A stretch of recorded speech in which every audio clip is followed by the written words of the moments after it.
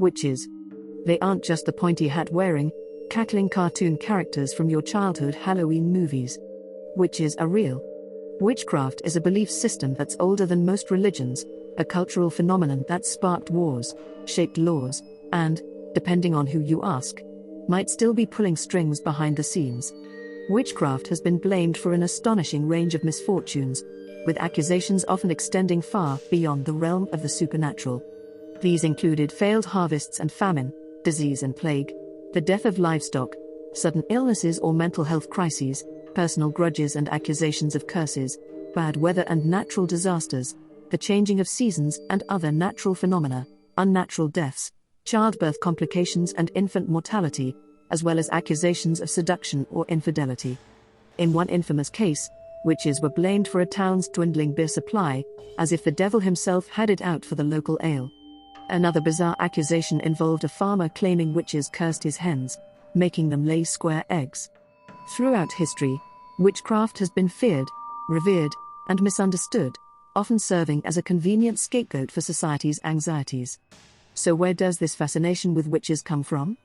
Why have humans, for millennia, been obsessed with the idea of individuals, particularly women, wielding supernatural power? Is it rooted in fear? Jealousy? Or maybe just a little healthy paranoia that your nosy neighbor really did hex your tomatoes? Let's make one thing clear from the outset: you cannot explore the history of witchcraft without delving into its deep connections to feminism. For centuries, witchcraft has been intertwined with women and their power, often framed in ways that were misunderstood, feared, and weaponized against them. The witch trials overwhelmingly targeted women, with estimates suggesting that 75% to 80% of those accused, and particularly those executed, were female. This pattern was especially prevalent in Europe, where older women or those who defied societal norms were disproportionately singled out as scapegoats. Historically, witches have been the embodiment of the societal fear of powerful women, especially those who lived outside the rigid bounds of traditional gender roles.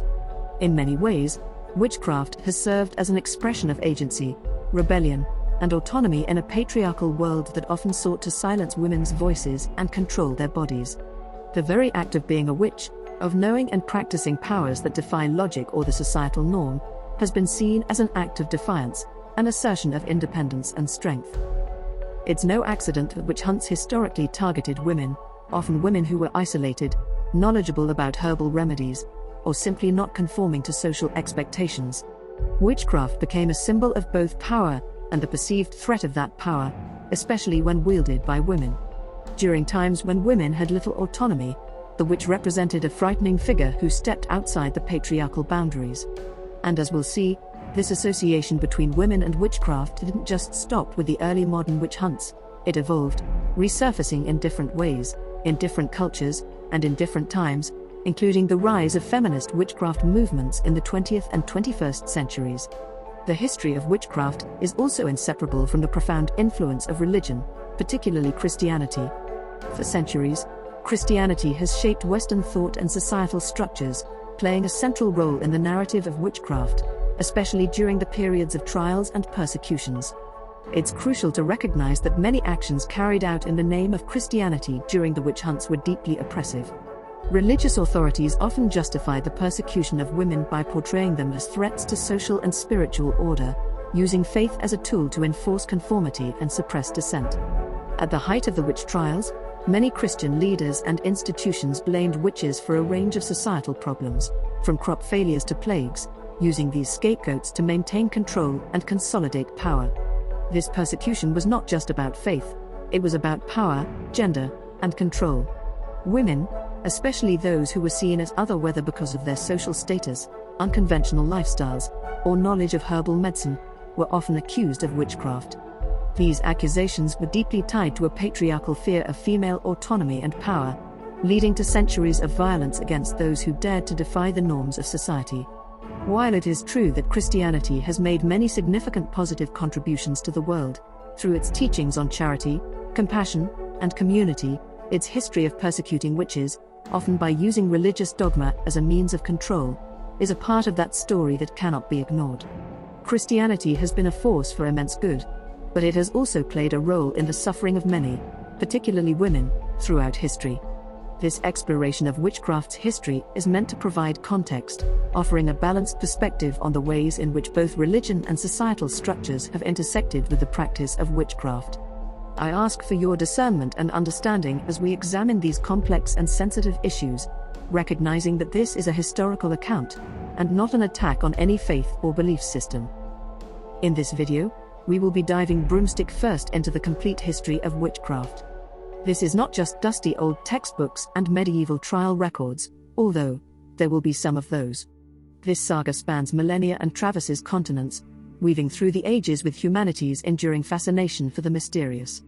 From ancient shamans dancing beneath the stars to summon the spirits of the earth, to the medieval witch trials that transformed paranoia into mass hysteria, to the rise of Wicca, the chaos of the Satanic Panic, and modern-day practitioners casting spells with candles flickering and smartphones within reach.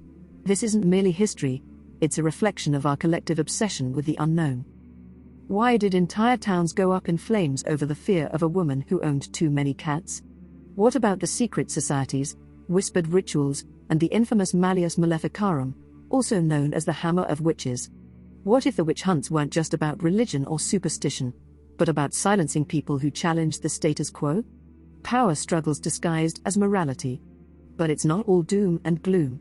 Witchcraft has also been about empowerment, rebellion, and the freedom to say, yes, I will dance naked under the moonlight and grow suspiciously good herb gardens. Deal with it.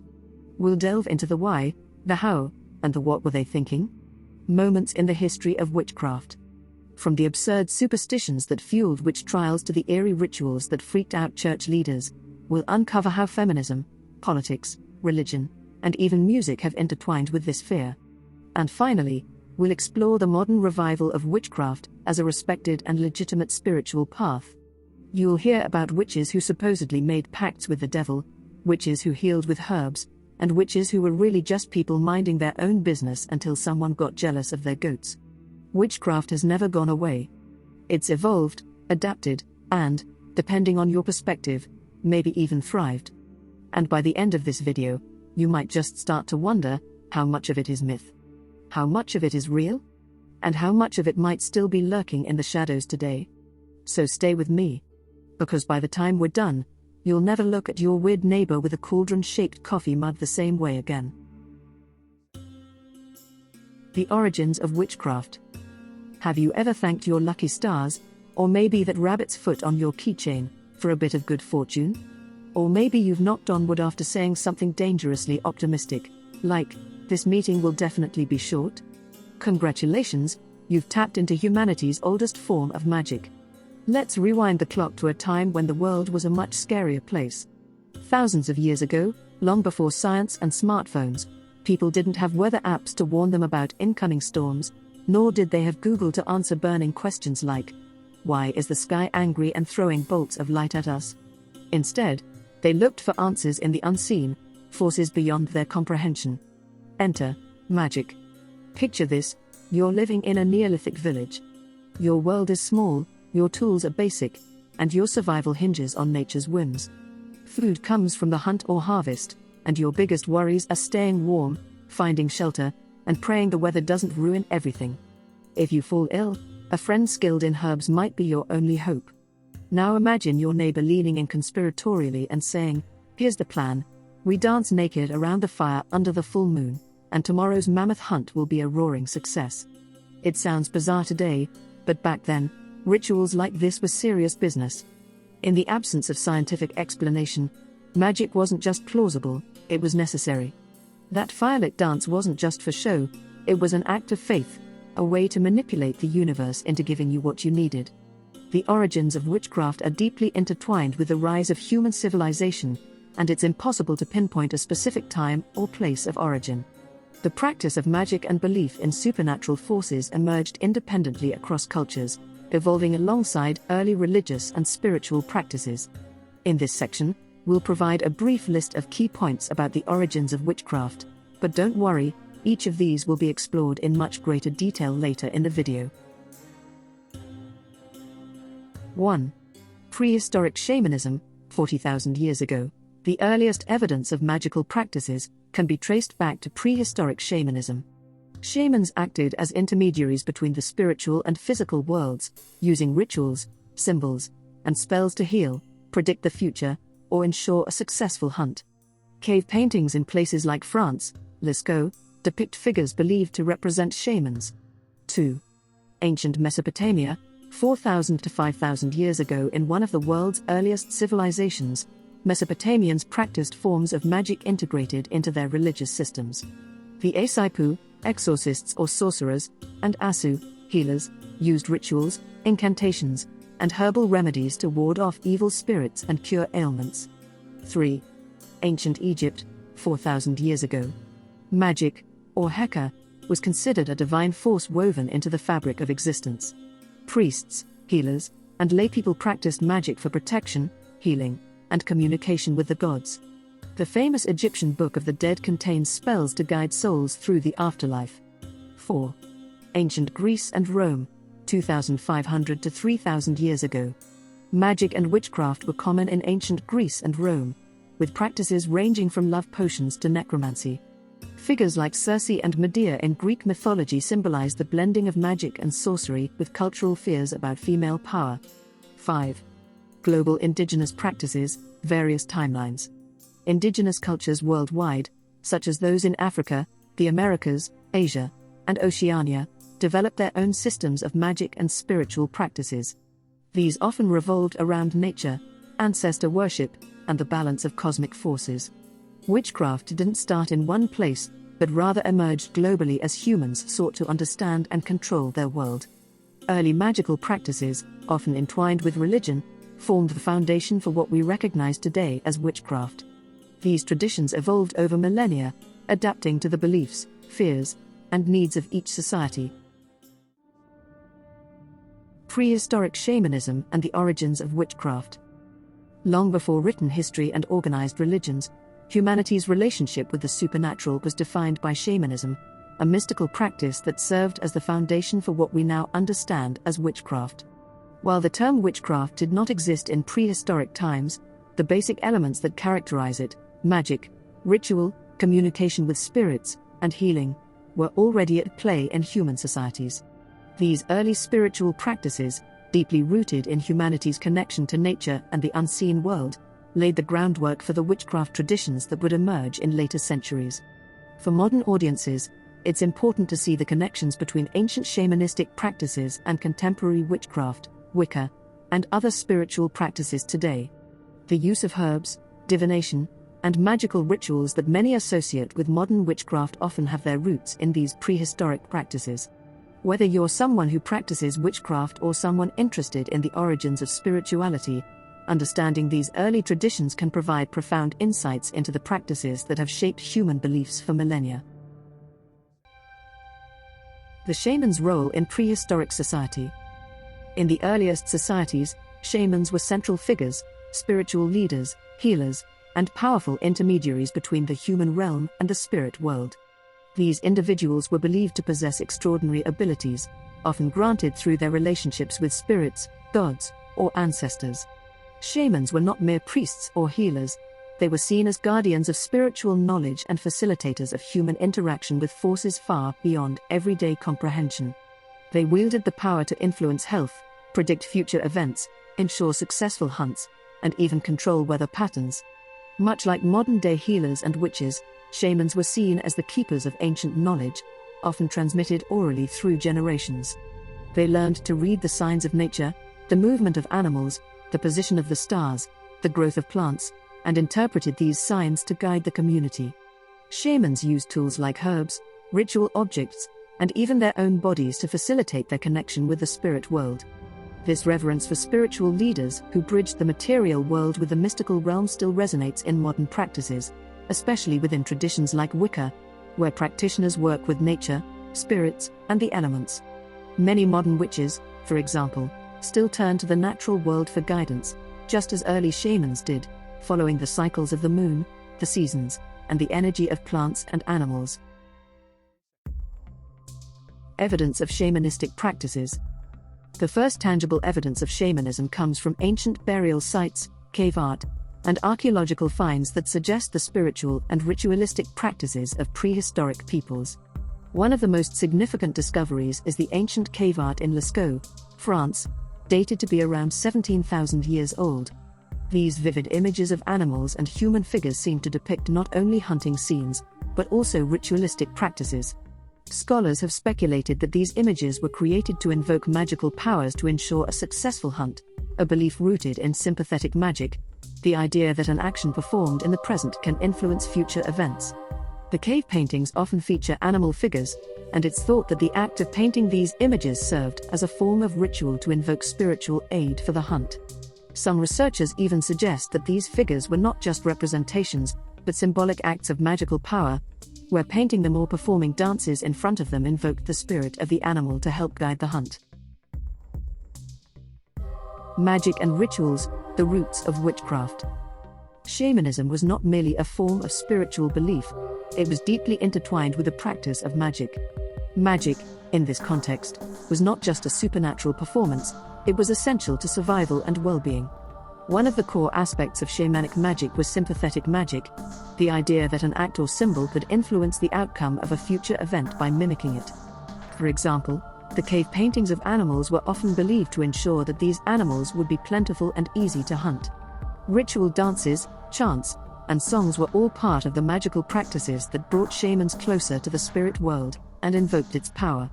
In addition to symbolic magic, early shamans also used herbs and other natural substances for their perceived magical and healing properties.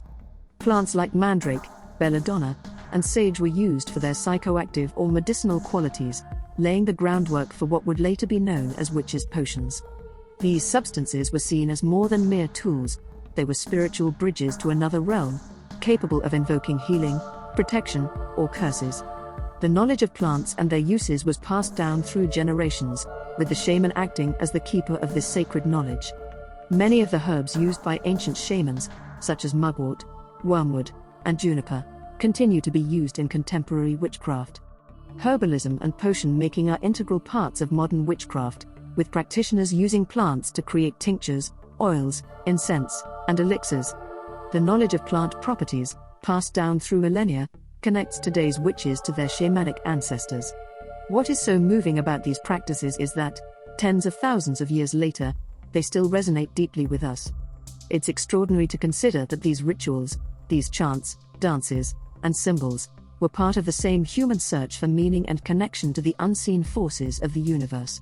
Despite the vast span of time, something about these practices continues to echo in the present day, as if the soul of humanity has always sought to make a deeper connection with nature, the cosmos, and the invisible energies that shape our lives.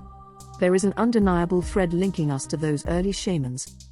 The belief that words, actions, and symbols can influence our future, that by invoking magic, we can manifest desires or protect ourselves from harm, has not been lost to time. In a way, these ancient practices show us that there is something profoundly eternal about our need to tap into something larger than ourselves. It's as if the human soul has always known, deep down, that magic, the very act of ritual and belief, is more than just a tool for survival or control. It's a way to touch the divine, to feel connected to the world around us, and to reach beyond the material realm for answers. Shamanism and the spirit world. At the heart of shamanism was the belief in the existence of a spirit world that lay just beyond the visible realm. Shamans were thought to possess the ability to travel between these worlds, either through dreams, trances, or the use of ritual tools. The shaman's role was to interact with the spirits, whether ancestors, animal totems, or nature spirits, and bring back information, healing, or guidance for the community. The shaman's trance state was not only a means to communicate with spirits, but also a way to gain insight into the future, diagnose illness, or dispel negative energies. The practice of spirit journeying continues today in many modern witchcraft traditions, particularly in forms like journeying meditations and guided rituals. Witches may enter altered states of consciousness through meditation, trance work, or the use of ritual tools like drums, rattles, or even crystals. In these practices, witches often seek guidance from spirits, ancestors, or deities, echoing the ancient role of the shaman as an intermediary between the worlds. A modern practice, spirit work, draws directly from these ancient traditions, where practitioners seek guidance from the spirits of the ancestors or spirit guides, often through ritual, prayer, or divination. Spirit work has gained popularity in contemporary witchcraft and is seen as a way to honor ancestral wisdom, much as prehistoric shamans did. Cultural influence and legacy. As early humans transitioned from small, nomadic tribes to more complex societies, the role of the shaman remained essential. However, the rise of organized religions led to a shift in how shamanism was viewed. Once revered for their connection to the spirit world, shamans began to be seen with suspicion, particularly by religious authorities who feared their power. What was once a respected position became increasingly stigmatized, as the shaman's ability to control both spiritual and physical realms became linked with what was considered to be dangerous, dark magic. This shift in perception is evident in the history of witch hunts, where the power of shamans and medicine people was often seen as a threat to the established religious order. The idea of witches, often women, practicing harmful magic, can trace its roots to the fear of shamanic power. In cultures around the world, such as the European witch trials or the persecution of indigenous healers in colonized lands, shamanism was often conflated with malevolent witchcraft, setting the stage for centuries of witch hunts and trials. However, despite the persecution, the legacy of shamanism has endured, and its influence is evident in modern witchcraft. Whether through the use of herbs, spirit communication, or magical rituals, today's witches often view themselves as the inheritors of the ancient practices of shamans. The rituals, symbols, and tools used in witchcraft today are part of a long tradition that dates back to the very beginnings of human spiritual practice. A brief summary. Prehistoric shamanism represents the very first stirrings of what would later evolve into witchcraft. It was a time when magic and spirituality were inseparable from everyday life, and when humans first recognized their ability to influence the forces of nature through rituals and magical acts. Shamans, as the spiritual leaders and mediators between the human and spirit worlds, laid the foundation for many of the core themes that would become integral to witchcraft: the practice of magic, the use of herbs and potions, and the belief in the power of spirits and the supernatural. Today, the legacy of prehistoric shamanism continues to shape modern witchcraft, connecting contemporary practitioners with the ancient traditions of the past. Ancient Mesopotamia. In ancient Mesopotamia, roughly 4,000 to 5,000 years ago, magic wasn't just something you dabbled in when the crops looked dicey or the neighbors started acting weird. It was a full-fledged profession, woven into the fabric of daily life. Mesopotamians believed magic, both protective and malevolent, was everywhere, influencing everything from childbirth to weather. The professionals in this mystical trade were the Asaipu, a term often translated as exorcist or sorcerer. But these weren't shadowy figures lurking on the fringes of society, they were scholarly individuals, often working alongside priests and doctors. If you were cursed, plagued by bad dreams, or thought a demon had taken up residence in your pantry, the Asaipu was your go-to fixer. Who you gonna call? The Asaipu? The Asaipu were no amateurs. They trained for years to read omens, interpret the will of the gods, and wield a dizzying array of spells and rituals. Their tools included everything from incantations to specially crafted figurines and herbal concoctions. Imagine them as part spiritual advisor, part magical troubleshooter, and part cosmic IT support. They were there to debug the spiritual glitches in your life. Their counterpart was the Asu, a physician who dealt with physical ailments. But the line between medicine and magic was blurry. For example, if you had a raging fever, the Asu might prescribe a potion while the Asaipu performed a ritual to banish the demon believed to be causing the heat. Mesopotamian holistic healthcare. The terrifying tale of Lamashtu. The terrifying legend of Lamashtu comes from ancient Mesopotamian mythology, where she was regarded as one of the most feared and malevolent supernatural beings. Often depicted as a grotesque, hybrid creature with the head of a lion, the teeth of a donkey, and talons like a bird, her horrifying appearance was a fitting reflection of the terror she inspired. Lamashtu was believed to specifically target pregnant women and newborns, causing miscarriages, stealing babies from their cradles, and spreading disease. She became the embodiment of every parent's worst nightmare. But Lamashtu was not only a malevolent force, she symbolized vulnerability itself. Her destructive powers highlighted the fragility of life during pregnancy and infancy, times when humans were particularly susceptible to the unpredictable and often dangerous whims of the supernatural. To combat Lamashtu's terrifying presence, the people of Mesopotamia turned to Pazuzu, another demon who, despite his grotesque features, was seen as a lesser evil. Pazuzu, with his horrifying dog-like face, serpentine body, and wings, was no hero by any stretch of the imagination. However, what made him useful in this context was his profound hatred for Lamashtu. As such, Pazuzu was regarded as the demon who could fight back against Lamashtu's influence.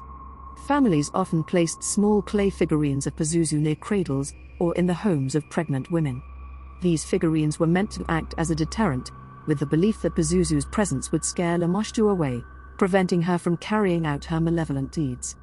The idea was simple: if Pazuzu was around, Lamashtu would think twice before approaching, as her rival demon was watching and waiting.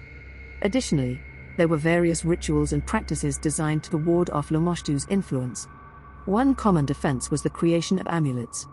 These were often inscribed with protective incantations or magical words meant to invoke the power of the gods and supernatural forces to keep Lamashtu at bay. Pregnant women, in particular, were encouraged to wear these amulets, believing they provided spiritual protection from Lamashtu's attacks. The act of wearing such charms could be seen as the ancient equivalent of carrying modern-day protection, like pepper spray or other deterrents. These rituals, with their blend of superstition, magic, and divine intervention, were essential in an era where mortality rates during childbirth were high and the supernatural realm was deeply intertwined with the understanding of health and danger. The Maklu, a magical playbook. For those seeking protection or revenge, Mesopotamia offered a comprehensive guide, the Maklu tablets. These 8 clay tablets formed a sort of magical manual, detailing how to handle witchcraft and curses. It was essentially a one-stop shop for dealing with supernatural threats. Whether you suspected your neighbor of hexing your livestock or felt a demon like Lamashtu breathing down your neck, the Maklu had a spell for that. The rituals outlined in the Maklu were nothing short of theatrical. One spell instructed the practitioner to create an effigy of the troublesome individual and symbolically destroy it, either by burning it in a fire or drowning it in a river. While this may seem extreme, it was a potent act of psychological and spiritual warfare. It is theorized that the later mythology surrounding the burning or drowning of witches may have been influenced by these ancient practices. Interestingly, however, the majority of people executed for witchcraft during the Middle Ages were hanged, rather than burned or drowned. Some of the Maklu's incantations were prayers to gods like Ea and Marduk, asking for their intervention. Ea, also known as Enki, was the god of wisdom, water, and creation, revered as a protector of humanity and master of magic and knowledge. He was often invoked for guidance and to restore order. Marduk, the chief god of the Babylonian pantheon, symbolized power and justice, famous for his victory over the chaotic sea dragon Tiamat. He was called upon to bring divine strength and authority to the rituals. Other incantations were direct threats to offending spirits, saying things like, "May your face be darkened, may your head be broken, may you be crushed and melted like wax." These were not the kind of bedtime prayers you'd whisper to your kids. Everyday magic in ancient Mesopotamia. Magic in ancient Mesopotamia wasn't just reserved for high-stakes situations. It was a commonplace part of everyday life. Farmers used rituals to ensure good harvests, sailors invoked protective spells before embarking on dangerous journeys, and lovers sought magical help to attract or keep partners. One example of Mesopotamian magical ingenuity was the use of apotropaic symbols, designs or objects meant to ward off evil.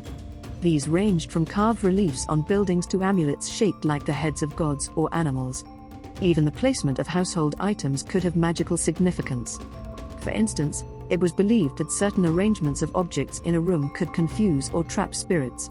It was like feng shui, but with a darker, demon-fighting twist. The Aesopus legacy. The influence of Mesopotamian magic stretched far beyond its borders. Many of its practices, such as the use of protective amulets, curse-breaking rituals, and exorcisms, found their way into other cultures. Even today, some modern magical traditions can trace their roots back to these ancient methods. From their elaborate rituals to their demon-fighting mascots, the Mesopotamians set the stage for millennia of magical practices. They remind us that humanity's desire to control the uncontrollable, whether it's fate, weather, or the whims of the gods, has been around for as long as we've been telling stories by the fire. Ancient Egypt. The ancient Egyptians didn't just believe in magic, they saw it as a fundamental force of the universe, a glue that held everything together. This force, known as Heka, wasn't some mysterious fringe practice. Like in ancient Mesopotamia, magic was woven into daily life, religion, medicine, and even governance. To the Egyptians, Heka was as natural and necessary as breathing, and everyone, from the lowliest farmer to the mightiest pharaoh, could tap into it. But if you really wanted to unleash its full potential, you had to call in the big guns, the priests. Djajimunk, the Goose Whisperer. One of the most legendary practitioners of Heka was Djajimunk, a priest-magician whose exploits were recorded in Egyptian tales. Think of him as the David Blaine of the Old Kingdom, but with actual superpowers, or so the stories claim.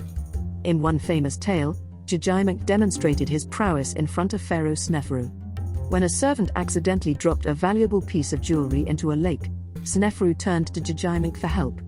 The magician didn't just retrieve the jewelry, he performed an epic flex. He divided the waters of the lake, parting them like an ancient Egyptian Moses, and retrieved the item from the muddy depths. But his pièce de résistance was his supposed ability to resurrect a decapitated goose. According to legend, he performed this trick in front of an awestruck audience. With a wave of his hand and the right incantation, the bird's head reattached itself, and the goose waddled away, squawking like nothing had happened. While this tale is likely exaggerated, or perhaps just straight-up fiction, it highlights the reverence Egyptians had for those who could manipulate Heka. The Book of the Dead, your afterlife survival guide. Heka wasn't just about flashy displays or solving earthly problems, it played a crucial role in navigating the afterlife. The Book of the Dead was a collection of spells, prayers, and instructions designed to help the deceased reach the afterlife and secure eternal paradise. It wasn't a single book, but a customizable scroll, tailored to the needs of its owner. One of the most famous parts of the Book of the Dead is Spell 125, which served as the deceased's moral and magical audition before the 42 divine judges of the underworld. In this spell, the deceased had to recite a negative confession, essentially proclaiming all the things they hadn't done in life. I have not stolen, I have not lied, I have not pushed my neighbor's donkey into the Nile out of spite. If the judges were satisfied, the deceased's heart, believed to record all their deeds, was weighed against the feather of Maat, the goddess of truth and justice. A balanced scale meant eternal paradise. If the scales tipped the wrong way, that's where Amit, the terrifying crocodile-lion-hippopotamus hybrid, came in. She would devour the heart, condemning the soul to oblivion. Pharaohs and magic, Ramses III's witch hunt. Even the mightiest pharaohs relied on Heka to secure their reigns and fend off threats. Ramses III, one of Egypt's last great rulers, famously used magic to thwart an assassination plot in what became known as the Harem Conspiracy. The plot, orchestrated by one of his wives and a group of conspirators, aimed to overthrow Ramses and place her son on the throne. Ramses, however, wasn't just sitting on his golden throne oblivious. According to records, he turned to his priests and magicians to sniff out the traitors. They conducted rituals to expose the culprits and neutralize the magical spells the conspirators had used to weaken him. The conspiracy ultimately failed, and Ramses's use of Heka became legendary. But the ordeal didn't end quietly. Those convicted faced brutal punishments, and the surviving records reveal chilling details of trials that mixed legal procedures with magical rites. This wasn't just a political scandal, it was a supernatural showdown. Everyday magic, from amulets to love spells. While the priests and pharaohs dominated the high-stakes magic game, ordinary Egyptians had their own relationship with Heka, the magical force that permeated every aspect of life. Amulets were a common form of protective magic, worn by the living and placed with the dead to ensure their safe passage into the afterlife. One of the most iconic charms was the Eye of Horus, believed to protect the wearer from harm and ensure health and prosperity. The scarab beetle, symbolizing renewal and rebirth, was also highly popular, often worn to bring about personal transformation and ward off evil. This everyday magic didn't just protect, it also pursued love and desire. Egyptian texts describe love spells that involved concocting potions and reciting incantations to win someone's affection. One particularly unique spell even suggested carving the name of your crush on a piece of fruit, which you would then eat to absorb their essence. It may sound unusual, but its underlying principle, that magic can influence attraction and love, echoes in modern practices. Today, many people still turn to love spells or charms, from candles to crystals, to manifest their romantic desires, connecting this ancient belief with contemporary practices of attraction and energy work. Heka wasn't just about matters of the heart, it extended to medicine and healing too. Illnesses were often seen as the work of malevolent spirits or gods, so doctors combined practical treatments with magical rituals to address physical ailments. A toothache, for example, might be treated with a mixture of herbs and honey, accompanied by an incantation to drive out the spirit causing the pain. This blending of physical and spiritual healing is something we see today in practices like Reiki or holistic health, where healing is thought to encompass both the body and the mind, drawing upon energy or spiritual forces to promote wellness. The legacy of Heka. The Egyptians' belief in magic wasn't just superstition, it was a sophisticated system that reflected their worldview. Heka wasn't seen as separate from religion or science, but as a force that unified them, deeply embedded in their understanding of the universe. The practice and reverence of magic spread to neighboring cultures, influencing the ancient world through practices like amulet use and protective spells, a legacy still visible in cultures worldwide today. Even now, the echoes of Egyptian Heka can be found in modern popular culture. From the mummy curses of Hollywood blockbusters to the mystique of hieroglyphic spells, the ancient Egyptians' magical legacy continues to captivate our imaginations. These ancient practices remind us that magic, at its core, is about making sense of the unknown, and who among us hasn't wished for a little Heka when life gets messy? Whether it's wearing a protective charm, using crystals to attract love, or simply hoping for a bit of supernatural help in a tough spot, the desire to connect with unseen forces remains as strong as ever. Ancient Greece. The ancient Greeks didn't just dabble in magic, they wove it into the very fabric of their mythology, literature, and daily life. To the Greeks, magic was a potent mix of divine power, human ambition, and the mysterious forces of nature. Their magical practitioners were as varied as the stories they came from, ranging from noble god-touched heroes to dangerous vengeful sorceresses. It was a world where drama wasn't just reserved for the theater, it played out in rituals, curses, and the enchanting and sometimes terrifying figures who wielded mystical power. Orpheus, the poet who could charm the gods. One of the most revered magical figures in Greek mythology is Orpheus, the legendary poet and musician.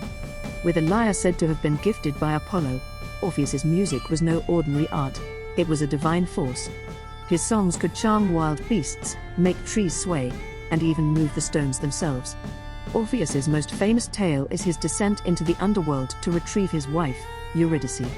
Armed only with his lyre, he played such hauntingly beautiful music that he moved Hades and Persephone, the king and queen of the dead, to tears. They allowed him to take Eurydice back to the world of the living, but with one cruel condition: he couldn't look back at her until they were fully out of the underworld. Tragically, Orpheus glanced back too soon, and Eurydice vanished forever. His story exemplifies how magic, in the Greek imagination, could inspire awe, defy the natural order, and yet still bow to the power of fate. Medea, the sorceress of passion and revenge. No discussion of Greek magic would be complete without Medea, one of mythology's most infamous and multifaceted characters. A princess of Colchis and a priestess of Hecate, the goddess of witchcraft, Medea's story is one of love, betrayal, and vengeance, all fueled by her formidable magical abilities. Medea first enters the mythological spotlight in the tale of Jason and the Argonauts. Tasked with retrieving the Golden Fleece, Jason would have failed were it not for Medea's intervention. Enchanted by Eros's arrow, or perhaps simply by Jason's charm, Medea used her magic to help him succeed. She concocted potions to protect Jason from fire-breathing bulls, taught him how to outwit an army of skeletons, and ultimately betrayed her own family to secure his victory. But Medea's magic wasn't limited to heroic deeds. After Jason abandoned her for another woman, Medea unleashed her full fury. She sent her rival a poisoned robe, that burst into flames upon being worn and went on to commit one of the most shocking acts in Greek mythology. She killed her own children to punish Jason. Medea's story reveals how Greek magic could be both awe-inspiring and terrifying, a tool of passion and power capable of shaping destinies and destroying lives. Hell hath no fury. Medea's tale fits within a broader pattern in mythology and folklore, where witches are often portrayed as women scorned by love or betrayal who then use their magical powers to exact vengeance. This recurring motif highlights the formidable power women wield when driven by intense emotion, particularly anger and heartbreak.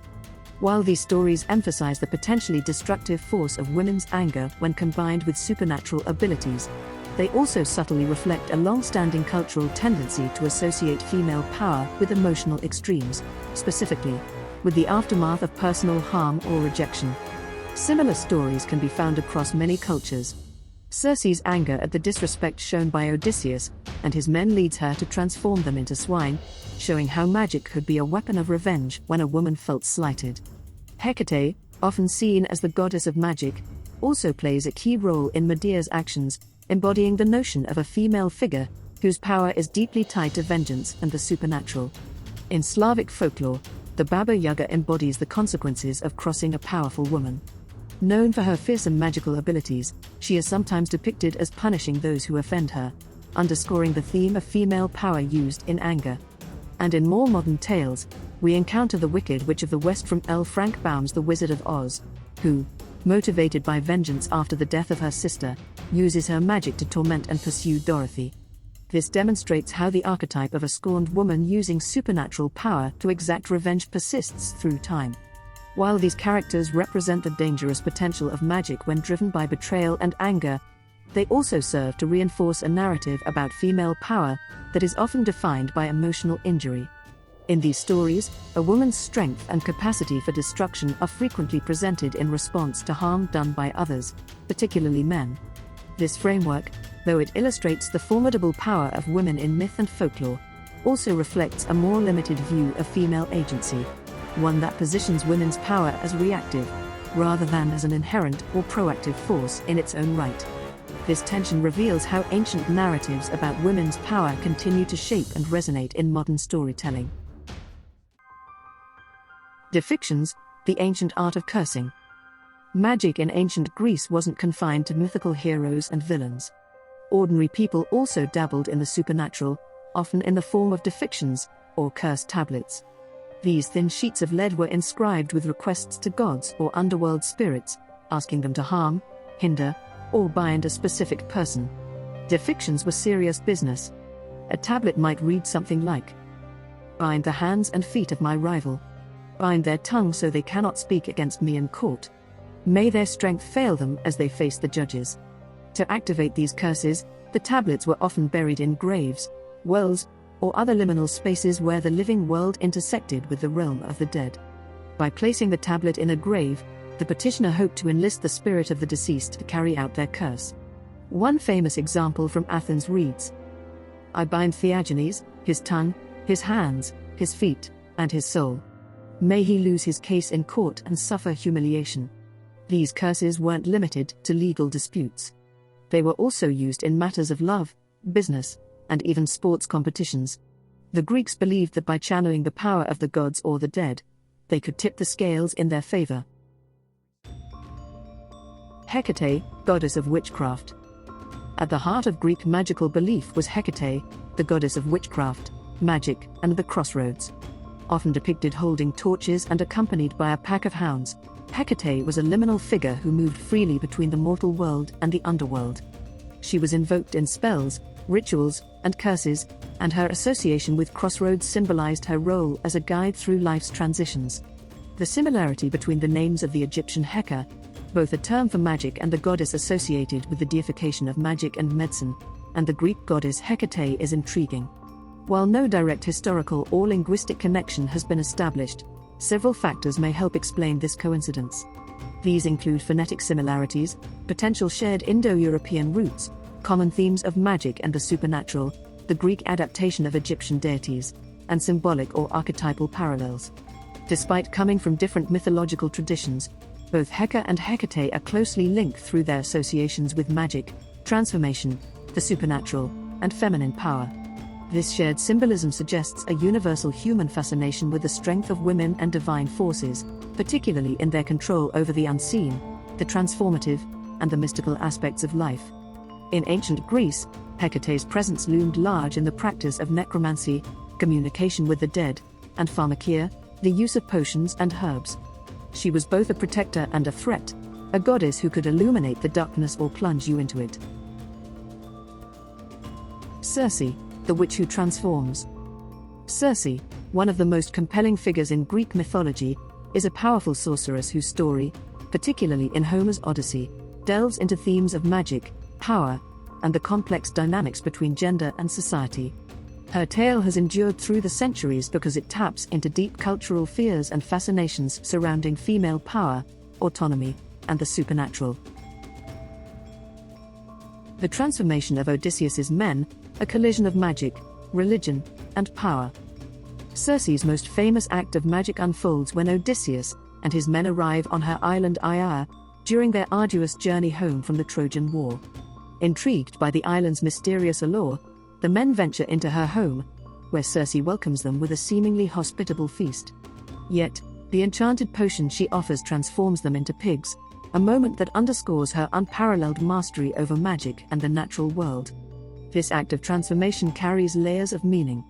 On the surface, it demonstrates Circe's power to manipulate the physical realm, bending the boundaries between human and animal.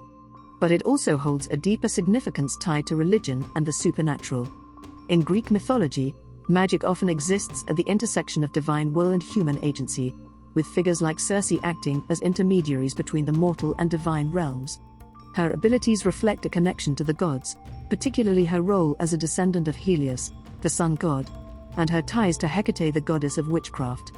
This religious context elevates her magic beyond simple trickery, positioning it as a divine gift capable of enforcing moral or cosmic order, or, in this case, unsettling it.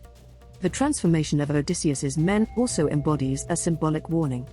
Circe's power disrupts the established hierarchy of male dominance, a cornerstone of ancient Greek society.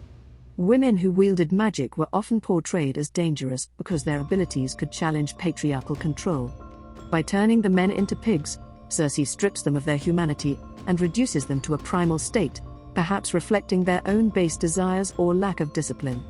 This act flips the traditional power dynamic, making Circe an unsettling figure of female autonomy in a world where such independence was rare and feared. From a broader perspective on witchcraft, Circe's story illustrates enduring themes that resonate across cultures. Her magic is a form of control, deeply entwined with the supernatural and divine, yet viewed with suspicion because it exists outside societal norms. It reveals a recurring tension in the portrayal of witches. They are figures of immense power, often tied to nature and religion, but their abilities are framed as a threat when they defy the expected roles of women in patriarchal structures. This duality, of awe and fear, reverence and resistance, encapsulates much of the historical and cultural perception of witchcraft. The dangerous allure of female power. Circe's magic is not just about the physical transformation of Odysseus's men, but about the way she symbolizes both the seductive and destructive potential of female power. In the context of the Odyssey, Circe is a paradox. She is both an object of desire and a formidable force. Her beauty and charm are undeniable, drawing Odysseus and his men to her, yet her power is also something that needs to be contained. Circe's beauty represents the allure of feminine power, mesmerizing and captivating, but it's her mastery over nature and magic that reveals a deeper, more threatening aspect of her character. Circe embodies the archetype of the dangerous woman, a figure who defies societal expectations and threatens to upend patriarchal structures. Historically, women who were able to step outside traditional roles, especially those who held knowledge and power that went beyond domesticity, were seen as unsettling. Witches, healers, and women with magical knowledge often held roles that were deeply feared, and Circe's story speaks to this broader anxiety surrounding women who possess autonomy and the ability to control their environment. The exile and survival, Circe as a proto-witch archetype. Circe's story is deeply intertwined with themes that resonate with the historical and cultural concept of witchcraft. Despite her immense magical power, she is exiled to the remote island of Ayar, far removed from the social structures of civilization. This exile serves as a powerful metaphor for how women who defy traditional roles, whether through intelligence, independence, or defiance, are often marginalized, pushed to the peripheries of society, much like the historical persecution of witches. Circe's exile also reflects the archetype of the witch as a liminal figure, existing outside the norms of society in a space where they can thrive on their own terms. Her life on Ayar is not one of mere survival but of mastery. She transforms her isolation into a source of empowerment, honing her magical abilities, taming wild animals, and becoming an unparalleled expert in herbs, potions, and spells. This mirrors how the historical idea of witchcraft often involved women using knowledge of the natural world, herbalism, healing, and ritual, to assert autonomy and power outside the bounds of patriarchal authority. Circe's transformation of her exile into a domain of power highlights a key element of witchcraft, its duality as both a threat and a refuge. Just as witches were often feared for their ability to operate beyond the control of social hierarchies, they were also revered, or begrudgingly respected, for their resourcefulness and mastery of hidden knowledge. Circe embodies this duality. Her island becomes a sanctuary where she redefines herself away from societal judgment, turning her banishment into an act of self-definition. This narrative parallels the historical treatment of women accused of witchcraft, who were frequently ostracized, but often found ways to survive and even thrive on the margins. By embracing her exile, Circe becomes a proto-witch figure, illustrating how marginalization can sometimes provide the space for women to cultivate power. Her story demonstrates a recurring theme in the portrayal of witches: resilience, autonomy, and the ability to carve out a life of strength and independence despite societal rejection. Circe as a feminist icon. In many ways, Circe's story is one of empowerment. She is not merely a villain or a seductress, she is a woman who takes control of her own fate, carving out a place for herself in a world that seeks to define her by the roles it imposes on women. By the time Odysseus and his men arrive, Circe has already mastered the art of magic and established her domain on the island, showcasing the benefits of female autonomy. When Odysseus later pleads for her help, Circe offers him guidance, something rarely given by women in Greek myth, who were often positioned as passive or subservient to male heroes. She provides him with invaluable advice for continuing his journey home, a move that once again demonstrates her power and importance. Yet, she does not give this help freely, she demands respect and submission in return. This exchange underlines Circe's independence. Her actions are not motivated by love or desire for approval, but by a desire to maintain her control over her world. Reinterpretations and modern feminist readings. Circe's enduring legacy in literature and culture is not merely a result of her magical abilities, but because her story resonates with themes of empowerment and resistance. Over the centuries, interpretations of Circe have evolved, with modern feminist readings finding in her a symbol of resistance against patriarchal oppression. In some interpretations, Circe's transformation of men into pigs can be seen as an act of reclaiming power over those who would seek to dominate her. She does not simply conform to the male gaze or submit to the desires of men. Instead, she uses her magic to assert herself, to disrupt the male-driven narratives, and to ensure that her agency is never compromised. In Madeline Miller's Circe, one of the most famous modern retellings of the myth, the character is given a voice and backstory that expand upon her isolation and complexity. Rather than being merely a magical obstacle for Odysseus, Circe is portrayed as a deeply nuanced character who is shaped by her own experiences of exile, power, and transformation. This retelling explores the loneliness and frustration that Circe feels as a woman living in a man's world, but also the strength she draws from her own magic and her capacity to create and transform. Circe's legacy. Circe's story is not just about a woman with magical powers, it's about the power of women to shape their own destiny in a world that often seeks to limit their agency. Her tale speaks to the dangers of underestimating women, especially those who wield power outside traditional norms, and to the ways in which women can use their autonomy and intelligence to carve out spaces for themselves. Circe's magical prowess is a metaphor for the strength of women to transform their worlds in ways that are their own. In a society that feared female power, Circe's isolation and mastery over her magic became her means of survival and self-empowerment, a legacy that continues to inspire and resonate with feminist movements today. Ancient China. In ancient China, magic was deeply entwined with both nature and the reverence for ancestors, forming a vital part of the cultural, spiritual, and daily life. Unlike the isolated, mysterious practices that might come to mind when we think of magic, Chinese magic was often communal and focused on harmony, both within the living world and with the unseen forces that governed it. This wasn't a culture where magic was merely for performing spells, it was an essential means of maintaining balance, ensuring prosperity, and forging an unbroken connection with those who had come before. Ancestor worship, the magic of the past, and its modern echoes. In ancient China, ancestor worship was far more than a ritual of remembrance. It was a profound spiritual practice rooted in the belief that the dead remained active participants in the lives of the living. Ancestors were revered as powerful intermediaries capable of blessing their descendants with protection, health, and fortune, or bringing misfortune if neglected. This belief created a culture where the boundary between the living and the dead was fluid, bridged by ritual, offering, and prayer. Central to this practice was the idea of Hun, the spirit of the deceased, which could influence the world if properly venerated. Families maintained altars within their homes, where incense was burned, and food offerings were made to sustain and honor their ancestors in the afterlife. Neglecting these rituals could result in the spirits turning malevolent, a cautionary tale that reinforced the importance of maintaining this sacred connection.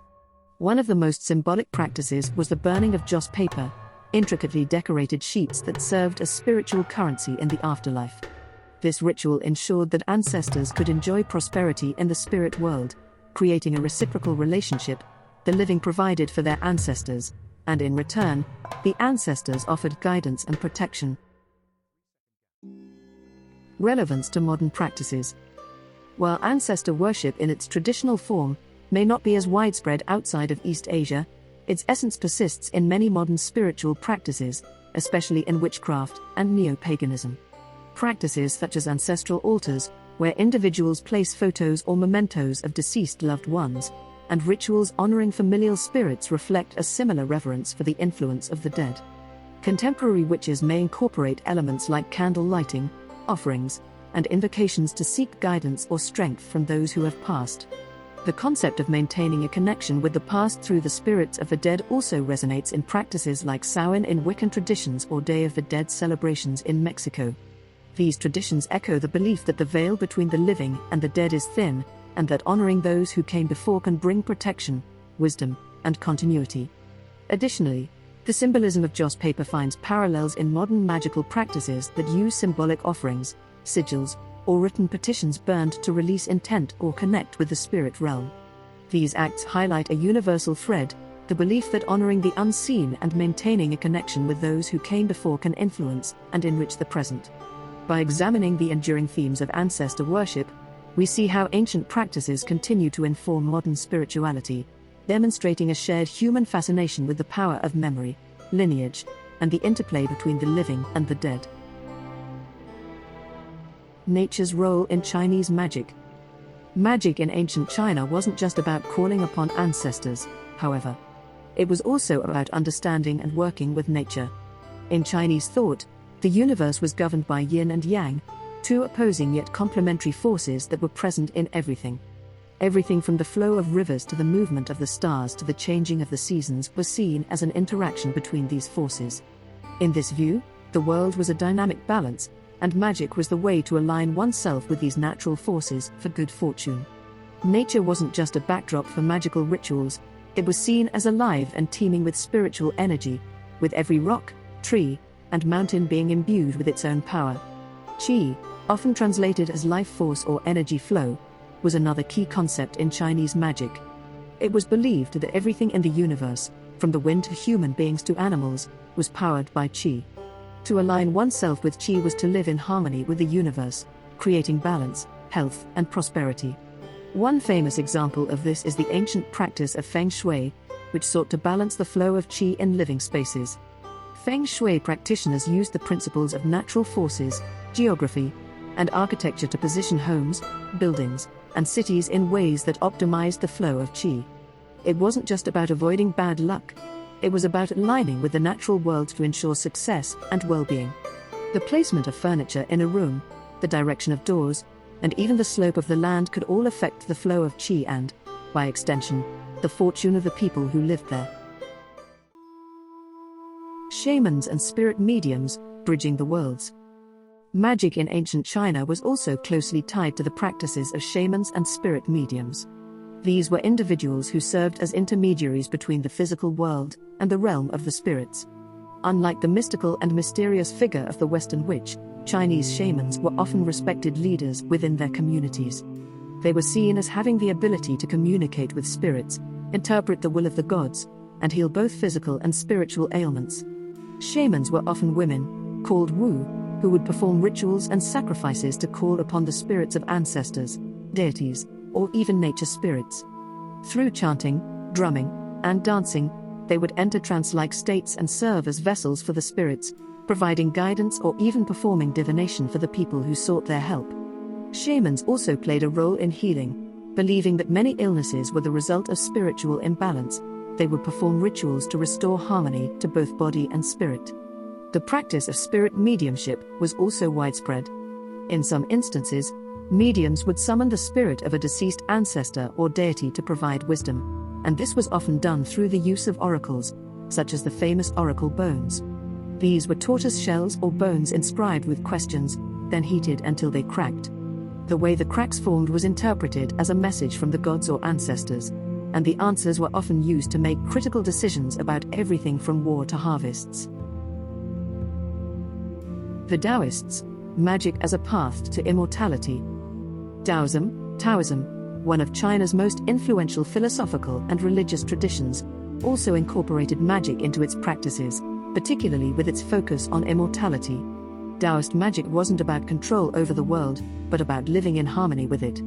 Central to Taoism is the idea of wu wei, or non-action, which emphasized the importance of going with the flow of life and the universe, rather than trying to force things into being.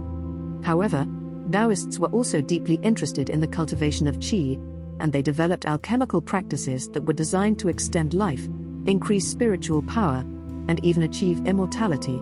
One of the most famous Taoist magical practices was internal alchemy, which sought to refine and strengthen the body's energy through meditation, breathwork, and exercises that aligned the body's qi with the universal forces. The Taoist magicians, called fengshi, were believed to possess incredible power over the physical and spiritual realms. They could summon rain, banish evil spirits, and even transmute substances. While some of these practices had a more mystical, spiritual focus, others had practical applications, such as using herbs for healing or crafting talismans to protect against illness or bad luck. Famous magical figures in ancient China. Perhaps the most well-known magical figure in ancient China is Zhuangzi, an influential Taoist philosopher who wrote about the nature of life and death, and the interconnectedness of all things. His famous text, the Zhuangzi, is filled with stories of Taoist magicians and their interactions with the forces of nature and the divine. Another notable figure is Lu Dongbin, one of the 8 immortals in Taoist mythology.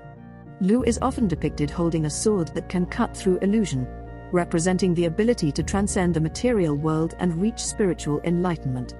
Lu's legend has been passed down through the ages, and he is often invoked in Taoist practices for protection and guidance. The magic of harmony and respect.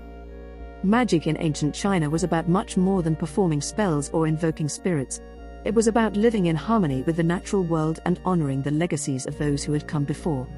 Through ancestor worship, shamanic practices, and Taoist magic, the Chinese people sought to balance the forces of life and death, ensure prosperity, and maintain spiritual well-being. It wasn't a world where magic was something to be feared or admired from a distance. It was a world where magic was woven into the very fabric of everyday life. Through rituals, prayers, and the careful balance of the forces of nature, the Chinese believed that they could not only influence their own fate, but could also create a more harmonious world for future generations. In this sense, magic was not just a tool, it was a path to enlightenment, a way to understand the mysteries of the universe, and a way to honor the spirits who had shaped the world long before them. The Kitsune Mochi and the Tsukumono Suji, a Japanese parallel. In Japanese folklore, The figures of the Kitsune Mochi, fox witch, and the Tsukumono Suji, possessed family, offer fascinating counterparts to the European archetypes of witches like the Bruja. Both are deeply intertwined with the belief in supernatural beings and their influence on human affairs, particularly the fox, Kitsune, a creature renowned for its intelligence, trickery, and spiritual significance.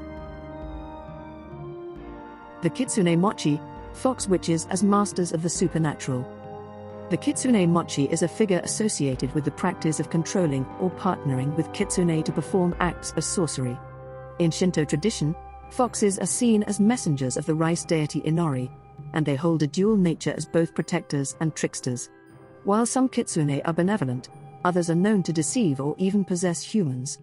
A Kitsune Mochi was believed to have captured or tamed a fox spirit, binding it to their will.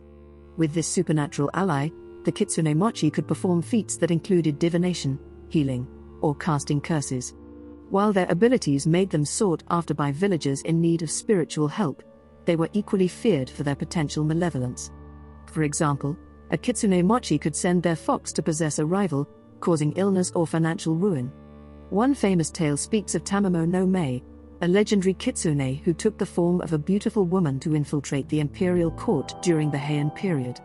While not a Kitsune Mochi herself, Tamamo no Mei exemplifies the cunning and power associated with foxes in Japanese lore. It is said that fox witches could learn to emulate her shape-shifting abilities through their bond with the kitsune.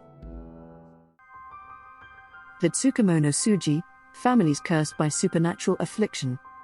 While the Kitsune Mochi operated as individuals, the Tsukumono Suji represented entire family lineages believed to be afflicted by possession. Literally meaning family of spirits, the Tsukumono Suji were thought to host malevolent entities, often foxes, snakes, or badgers, which brought them wealth and influence at the cost of alienation from their communities. The belief in Tsukumono Suji was particularly strong in rural Japan, where economic disparity often fueled accusations. Wealthy families might be accused of secretly using fox spirits to acquire their fortune, marking them as outcasts. Unlike the European witch hunts, which focused on individual trials, Tsukumono Suji accusations stigmatized entire bloodlines. One notable case occurred in Okayama Prefecture during the Edo period, where a prosperous family was accused of harboring kitsune. Villagers believed the family's fox spirits preyed on their livestock and crops. Despite no evidence, the family faced decades of ostracism and eventually fled the region. This story reflects the deeply rooted fears of the supernatural and the social tensions that fueled such accusations. Kitsune as both guardian and threat. The dual nature of kitsune as both sacred messengers and dangerous tricksters mirrors the complex role of the Kitsune Mochi and Tsukumono Suji. In some stories, Kitsune Mochi served their communities by mediating between the human and spirit worlds, much like European cunning folk or curandras. In others, they were accused of exploiting their powers for selfish or destructive purposes. For example, in the legend of the White Fox of Shinoda Shrine, a young woman thought to be a Kitsune Mochi was said to have used her fox spirit to summon rain during a devastating drought. While she was initially celebrated, her growing influence led to jealousy, and rumors of her sorcery ultimately turned the community against her. From stigma to reclamation. Much like the European witch and the Spanish Bruja, the Kitsune Mochi and Tsukumono Suji have been reinterpreted in modern Japan.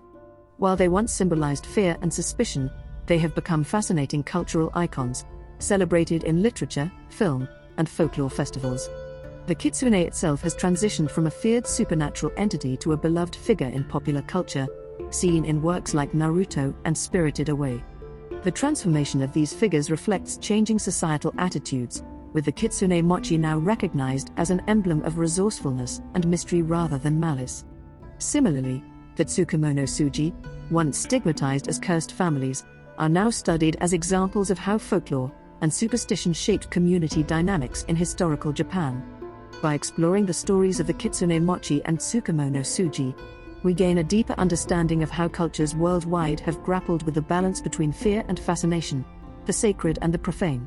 These Japanese figures stand as enduring symbols of the complex interplay between humanity and the supernatural, resonating far beyond the shores of their origin. The history of witchcraft in Africa. Witchcraft in Africa is a deeply entrenched and complex part of the continent's cultural and spiritual landscape. Far from being a uniform concept, it is a multifaceted tradition that has evolved over millennia, shaped by diverse cultures, histories, and spiritual practices. The role of witchcraft in African societies is not only one of mysticism and superstition, but also one that plays a significant part in the social, moral, and spiritual fabric of many communities. Ancient beliefs and practices. In traditional African societies, spiritual beliefs are deeply woven into daily life, with witchcraft occupying a dynamic and multifaceted role in this intricate framework.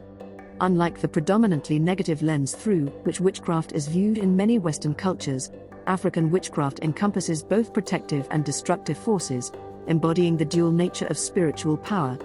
This balance shapes the roles of its practitioners, the cultural stories surrounding them, and the societal systems they influence. One of the most revered roles was that of the healers and diviners, spiritual intermediaries who mediated between the physical and metaphysical realms.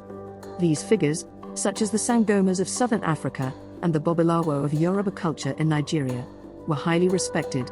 Sangomas, for example, were believed to have ancestral guidance, connecting the living with the spirits of their forebears. Using divination tools like bones, they uncovered the root causes of illness, misfortune, or familial discord. The Babalawo, or Father of Secrets, specialized in the Yoruba Ifa divination system, which employed a sacred set of palm nuts or a divination board to interpret the will of the gods and ancestors.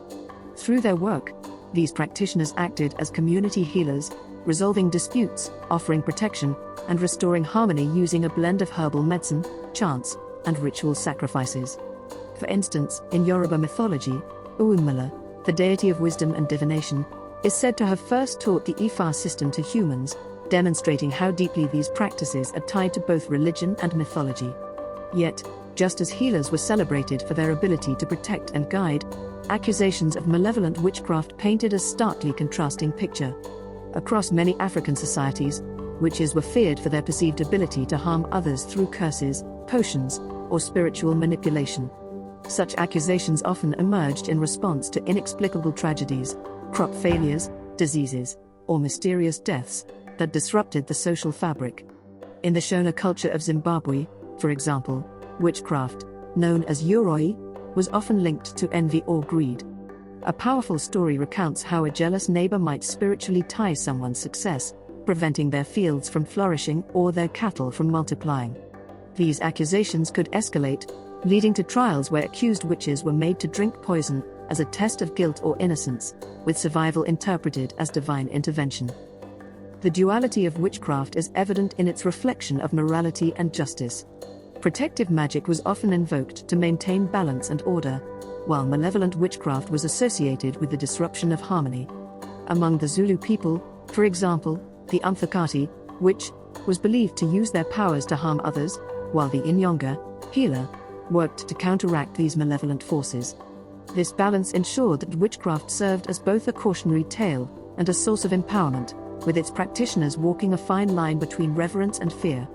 The stories and myths surrounding witchcraft also illuminate its cultural significance.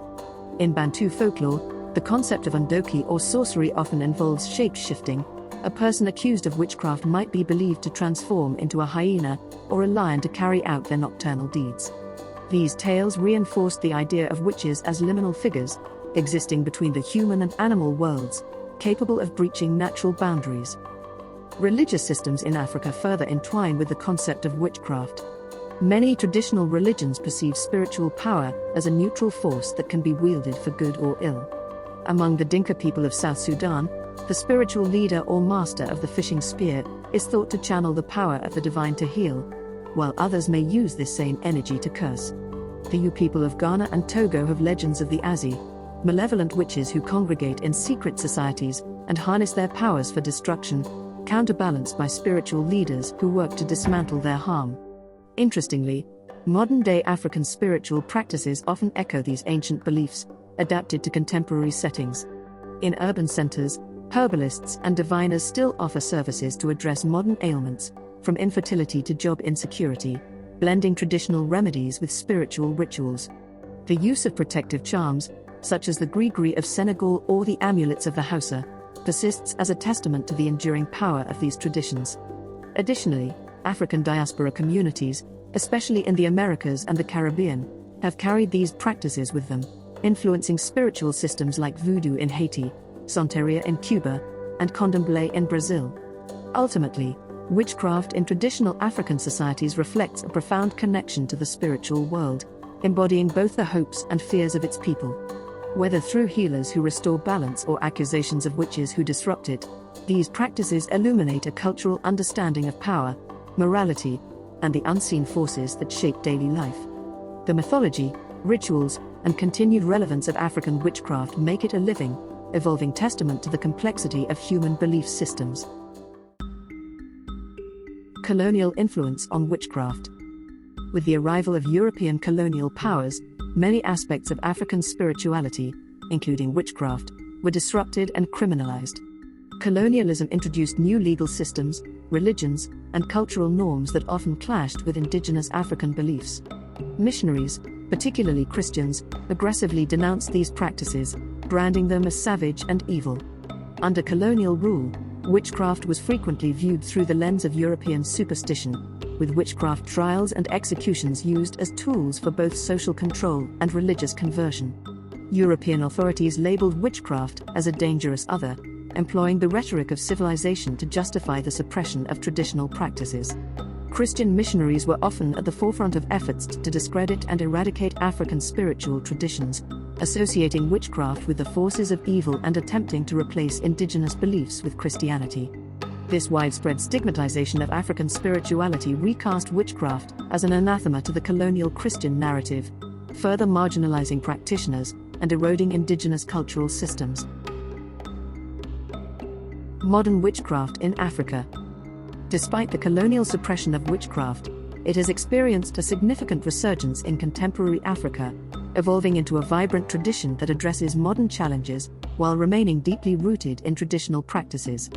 In rapidly urbanizing areas, however, witchcraft is increasingly intertwined with personal rivalries, economic success, and political power, reflecting the pressures of modern social competition. While rural communities continue to hold strong ties to ancestral beliefs, urban areas have seen witchcraft accusations emerge in response to unexplained wealth, sudden social mobility, or perceived unnatural success. Tragically, these accusations still lead to violence, often targeting vulnerable groups such as women, children, and the elderly. In Ghana, for example, the Tongo witch camps serve as refuges for women accused of witchcraft, underscoring how deeply entrenched these beliefs remain. Many women in these camps live in exile, having been accused simply for surviving hardships like widowhood or exhibiting behaviors deemed unnatural by their communities. Witch camps are also found in countries like Tanzania and Malawi, where the accused face isolation, violence, and deprivation rather than protection. Yet, despite this grim history, a growing movement seeks to reclaim and celebrate traditional spiritual practices as a vital aspect of African cultural heritage. This revival is reshaping the perception of witchcraft, with many now viewing it as a source of empowerment, healing, and spiritual connection, offering a modern reinterpretation of a practice long intertwined with Africa's past. African witchcraft in a global context. African witchcraft has not remained confined to the continent. Due to the transatlantic slave trade and subsequent migration, many African spiritual practices have spread across the globe, particularly to the Americas and the Caribbean. African diasporic traditions such as hoodoo, obeah, and Santeria represent a fusion of African witchcraft with Christianity and other cultural influences. These practices continue to thrive in various forms, helping to shape spiritual identities in the Americas while maintaining ties to their African roots. Witchcraft in Africa.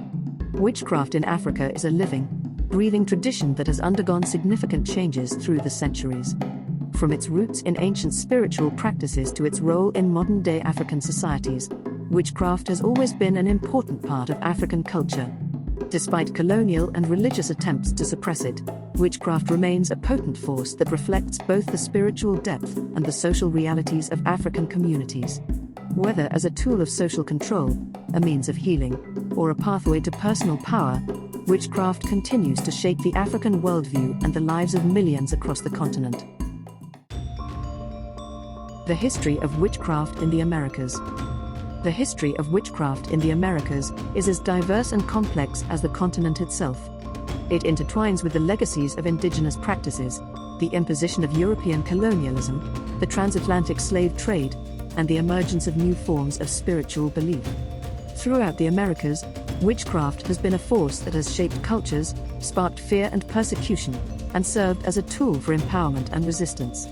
The evolution of witchcraft in the Americas reveals not just a struggle for personal and spiritual power, but also a reflection of the socio-political struggles of the continent itself. Indigenous beliefs and practices. Long before European settlers arrived on the shores of the Americas, indigenous peoples across the continent had rich spiritual traditions that often incorporated forms of magic, healing, and witchcraft, which were deeply intertwined with their relationship to the natural world, the spirits, and their ancestors. Many indigenous cultures practiced forms of witchcraft linked to healing, divination, and spiritual communication.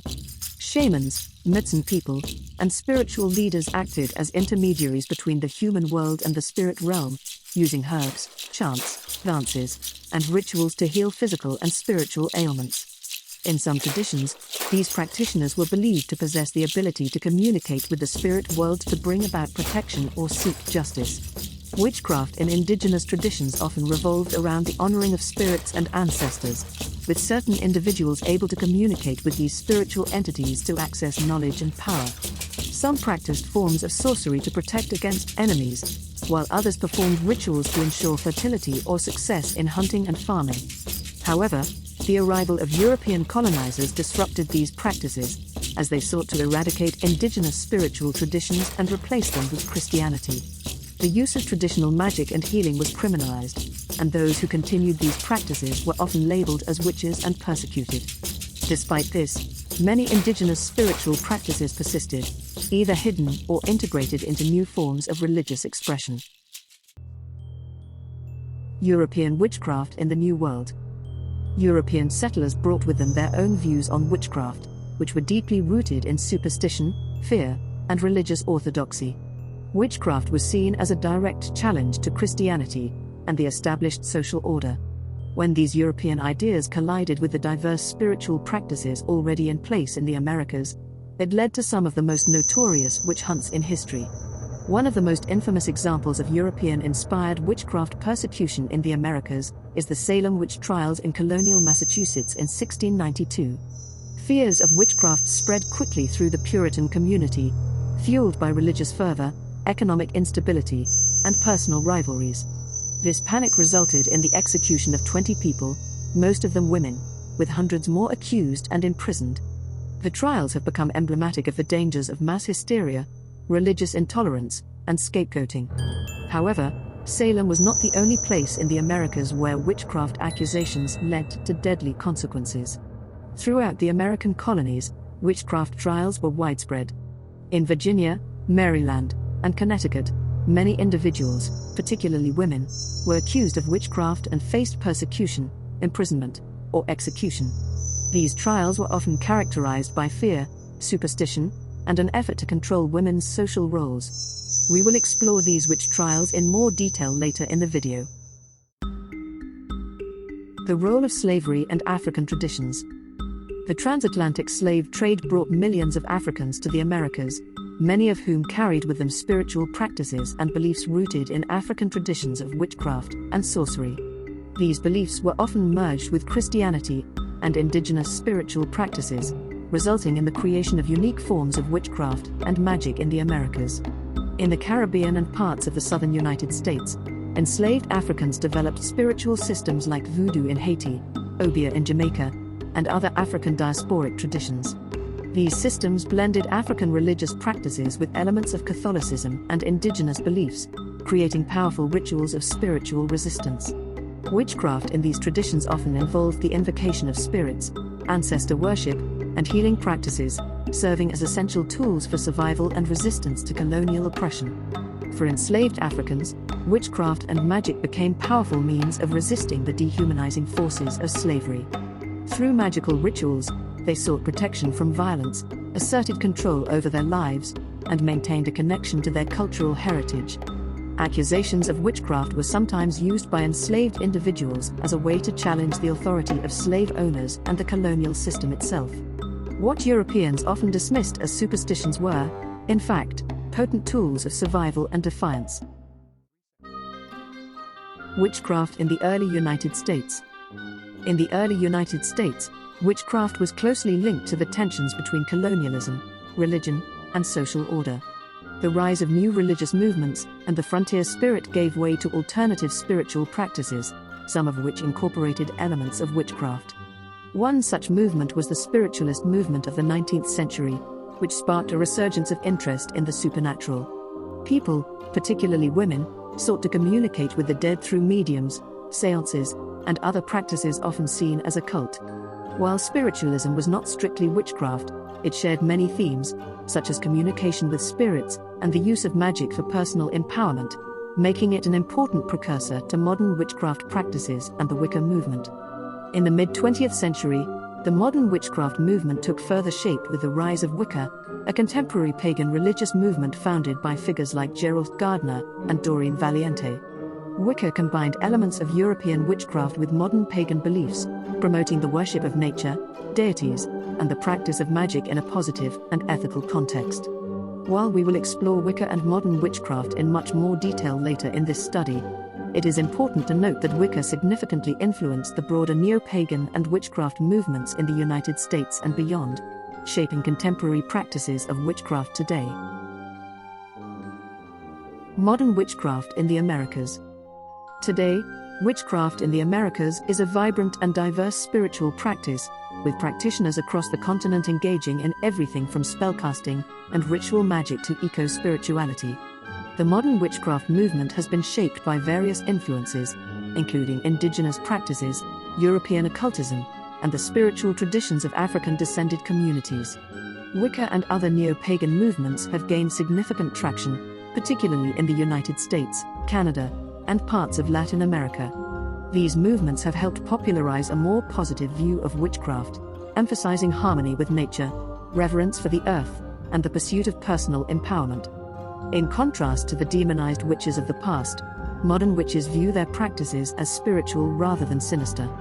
However, with the rise of social media and globalized culture, witchcraft has become a mainstream trend, and many individuals worldwide are adopting elements of witchcraft for personal use. This has led to concerns about cultural appropriation, especially when it comes to indigenous or African-descended spiritual practices. It's essential to recognize the deep roots and significance of these traditions and to approach them with respect and cultural awareness. Witchcraft as resistance and reclamation. In the Americas, witchcraft has often been a tool of resistance and reclamation. Throughout history, it has been used by marginalized communities to assert their power, challenge authority, and maintain cultural identity. Whether in the form of enslaved Africans using magic to resist their captors or contemporary witches advocating for social justice and environmental protection, witchcraft in the Americas has been an important part of the fight for personal and collective freedom. The history of witchcraft in Oceania. Oceania, a vast region encompassing the islands of the Pacific Ocean, is home to diverse cultures, languages, and spiritual traditions. While witchcraft in Oceania may differ widely from island to island, there are common themes that tie many of these traditions together, including the spiritual connection to the land, the importance of ancestral practices, and the use of magic for healing, protection, and power. The history of witchcraft in Oceania is deeply intertwined with indigenous belief systems, European colonialism, and the complex dynamics of cultural survival. Indigenous spiritual practices and witchcraft. Before European colonization, the peoples of Oceania had a rich and complex array of spiritual practices that were deeply intertwined with their daily lives. Witchcraft, magic, and sorcery formed an integral part of many of these traditions, particularly in the Pacific Islands, where belief in the spiritual world was omnipresent. These cultures held the understanding that spirits inhabited every aspect of nature, from the land and seas to animals, trees, and even the wind and rain. In fact, the whole natural world was considered alive with spiritual energy, and humans were seen as intricately connected to it. This connection to nature allowed for practices of magic and witchcraft to flourish, not necessarily as malevolent forces, but as tools for harnessing spiritual power for both beneficial and protective purposes. In many of these societies, witchcraft was seen as a neutral or even positive force, a way to ensure prosperity, protection, and well-being. The role of shamans, healers, and spiritual leaders, often called Tuga, Matai, or Tafuga, titles varied across different islands, was to communicate with the spiritual world. These figures were believed to have special access to the divine and supernatural realms, making them intermediaries between the living and the spirits. They had the power to heal the sick, curse enemies, and bring good fortune to their communities. Rituals performed by these spiritual leaders often included chanting, drumming, dances, and the offering of food, flowers, and sometimes sacred objects to invoke or honor the spirits. Herbs and potions also played a central role in these practices. For example, in Tahiti, the Tiyu, sorcerer, would often prepare herbal remedies to treat physical ailments or invoke a spirit's assistance in matters of personal and community welfare.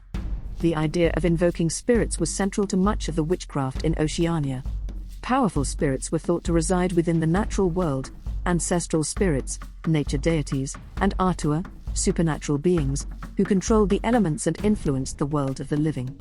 The ocean, forests, mountains, and rivers were all believed to be imbued with the essence of these spirits. For instance, in Hawaiian mythology, Kanaloa, the god of the ocean, was believed to wield immense power over sea life and the weather. Those skilled in witchcraft could call upon Kanaloa for favorable weather conditions to ensure a good harvest or safe travels at sea. On the other hand, Poliahu, a goddess in Hawaiian mythology associated with the snow-capped peaks of the island of Mauna Kea, was sometimes called upon for protection from natural calamities, but she could also bring snowstorms and dangerous weather when angered. The belief in the potency of ancestral spirits was also central to witchcraft in Oceania. These spirits, Aumakua in Hawaiian tradition, were not only seen as protectors but as forces that could influence daily life, including guiding decisions and offering warnings. Rituals and sacrifices were performed to honor these ancestors and keep their spirits appeased. In some cases, offerings of food, sacred objects, or even animal sacrifices were made at altars or specific sacred sites believed to be inhabited by these spirits. The spirits of the ancestors were thought to provide guidance and protection, but if disrespected, they could bring misfortune or punishment, thus reinforcing the balance of power between humans and the spiritual world. However, magic was not only used for good. In times of conflict or personal rivalry, witchcraft could also be used for harmful purposes. In Samoa, for example, the Atua could be used to curse an enemy or bring about misfortune in battle or warfare. The use of dark magic or sorcery, which was often associated with Tau, could involve the invocation of malevolent spirits to cause illness, injury, or death to rivals. The practice of black magic was often viewed with fear and suspicion, especially if it involved the manipulation of the natural world or the spirit realm to harm others. Such practices were often accused of being tied to jealousy, vengeance, or personal grudges. The concept of witchcraft was not limited to individual practices. It was also closely linked with the community's social structure, where accusations of witchcraft or sorcery could often emerge from power struggles within families or among political leaders. In places like Tonga and Samoa, witchcraft was deeply connected to social hierarchies and sacred taboos. The concept of tapu, taboos, was pervasive. Certain actions, objects, or people were considered sacred or forbidden and thus had special spiritual significance. Breaking a tapu could bring great misfortune or even death. Chiefs and priests, as the leaders of society, were the ones who held the authority to invoke or banish spirits. Their role in the community was not only political, but also spiritual, and their power was seen as a direct reflection of their ability to communicate with and control the supernatural world. In Tonga, for example, the king or high priest could control the fate of individuals accused of practicing harmful witchcraft. Such accusations could result in severe punishment, and the social order was often maintained through the fear of witchcraft and the consequences of breaking sacred laws. The practice of witchcraft in Oceania also had a significant cultural dimension. It was often interwoven with local mythology and legends, such as the stories of Maui, the demigod known for his trickster behavior and manipulation of natural forces. Maori's actions in many Pacific Island myths involve the use of magic and sorcery to alter the world to his will, such as fishing up the Hawaiian Islands or bringing fire to mankind. Maui was both revered and feared for his cunning use of supernatural powers, symbolizing the fine line between beneficial and harmful magic in many Pacific Island cultures. These stories, passed down through generations, reflect the complex nature of witchcraft and sorcery in Oceania, a force that could be used to nurture or to destroy. Accusations of witchcraft in Oceania were also deeply rooted in the social fabric. They were often used as a tool to control individuals or settle personal disputes. For example, in some Tongan villages, if an individual fell out of favor or was perceived to have committed an offense, they could be accused of witchcraft, leading to their exile or death. In such cases, witchcraft accusations were less about the spiritual beliefs surrounding magic and more about the manipulation of social order. Overall, the practice of witchcraft in pre-colonial Oceania was a complex and multifaceted phenomenon. It was a spiritual practice that involved both light and dark elements, used for healing, protection, and community well-being, but also capable of inflicting harm and disruption.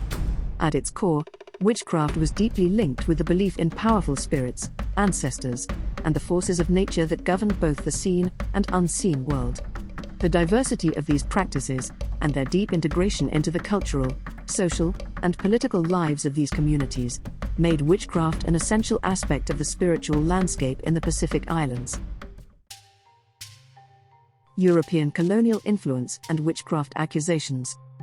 When European colonizers arrived in Oceania, they brought with them a distinct set of beliefs about witchcraft and sorcery, often dismissing indigenous spiritual practices as primitive or even barbaric.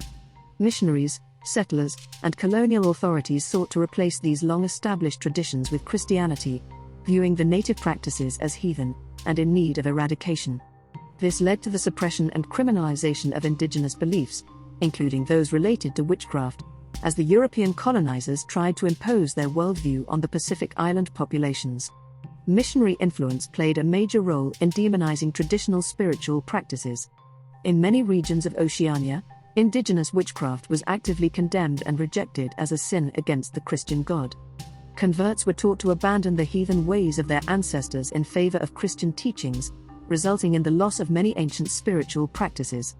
However, despite the aggressive missionary efforts, many indigenous people found ways to adapt and blend Christian elements with their traditional beliefs. This syncretism created a unique fusion of Christianity and pre-colonial witchcraft, where symbols of the Christian faith were integrated with the ancestral worship and magical practices that had long been a part of Pacific Island cultures. At the same time, the persecution of witchcraft became an unfortunate byproduct of colonial rule. Colonial authorities, often working hand in hand with missionaries, would initiate witch hunts in an attempt to suppress and control local populations. These hunts targeted individuals accused of practicing sorcery, with accusations often stemming from personal grudges or local political struggles. Women, the elderly, and those who lived on the margins of society, whether because of their perceived eccentricity, nonconformity, or social status, were often the primary targets of these accusations. These marginalized individuals became convenient scapegoats for various societal ills, including crop failures, illness, or unexplained misfortune. With the European belief that witchcraft was inherently evil, the accusations often led to brutal punishments or exile.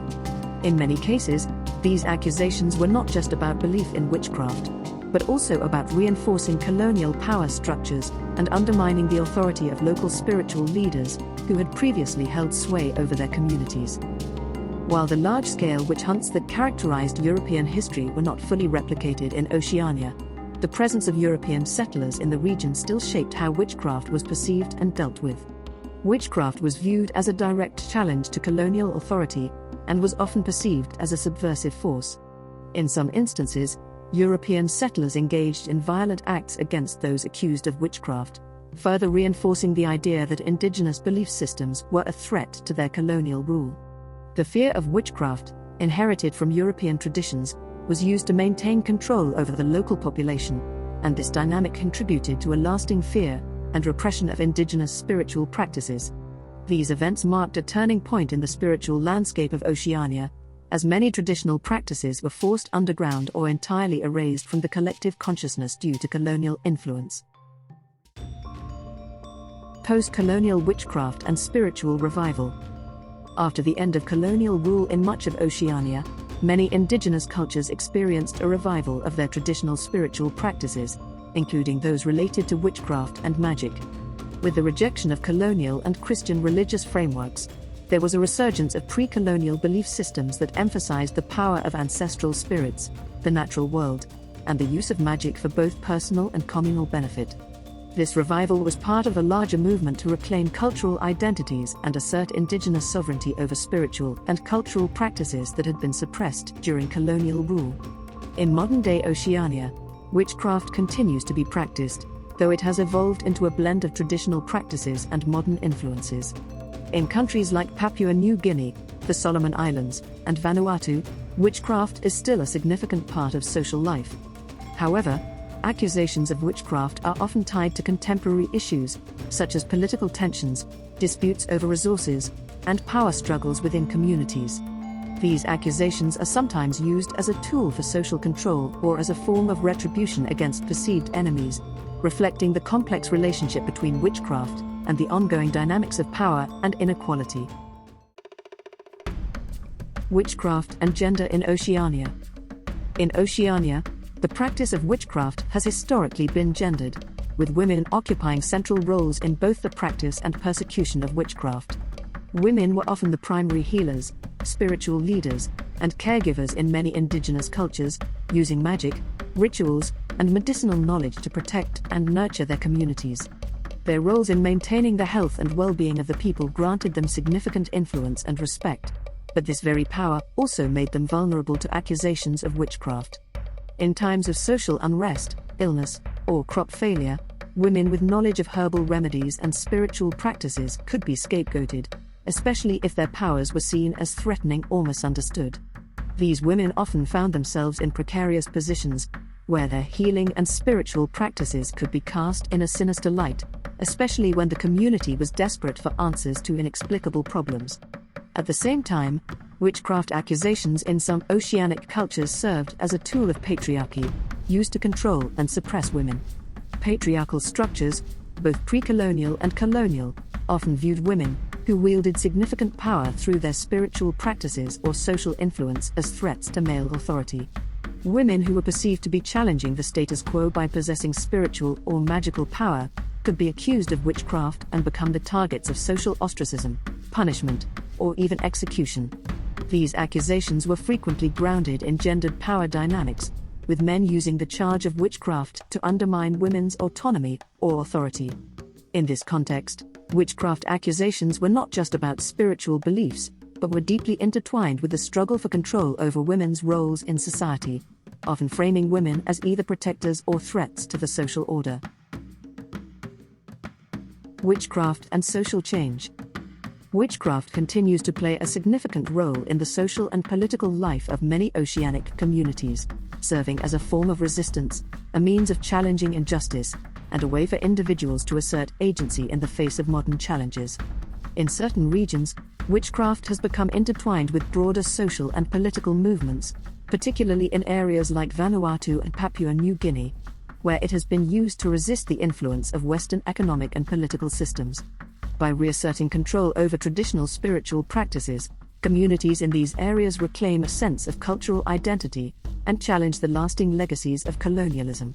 This resurgence of witchcraft is not merely a spiritual revival, but also a powerful act of defiance against external forces that have sought to marginalize or suppress indigenous knowledge and ways of life. Moreover, witchcraft continues to be an essential tool for healing, protection, and empowerment in modern Oceania. In many communities, witchcraft is practiced alongside Christianity and other spiritual traditions, with individuals drawing on both traditional and modern forms of magic to address personal and collective needs. The use of herbal medicine, spiritual rituals, and the invocation of ancestral spirits are integral parts of this practice, which serves not only as a means of physical healing but also as a form of emotional and spiritual support. Whether for overcoming personal struggles or navigating the complexities of modern life, witchcraft remains a powerful force, enabling individuals to maintain a connection to their heritage while asserting control over their own destinies. The history of witchcraft in Oceania is a dynamic and evolving narrative, shaped by centuries of spiritual practices, colonial interference, and modern-day spiritual revival. From the pre-colonial magical systems of Pacific Island cultures to the adaptation and resistance strategies in the face of colonialism, witchcraft has remained a central element of life in the Pacific. Today, it continues to serve as a tool for healing, empowerment, and cultural reclamation, demonstrating the enduring power of the spiritual and magical traditions of Oceania. The pre-Christian roots of European witchcraft. Before Christianity spread throughout Europe, the practice of magic and the belief in supernatural forces were deeply woven into the fabric of society. Magic, spirituality, and healing practices were not seen as separate from daily life. They were integral to the understanding of the world and the forces that governed it. The term witchcraft as we understand it today did not exist in pre-Christian Europe, but the practices that would later be categorized as such were widespread, diverse, and rooted in ancient traditions.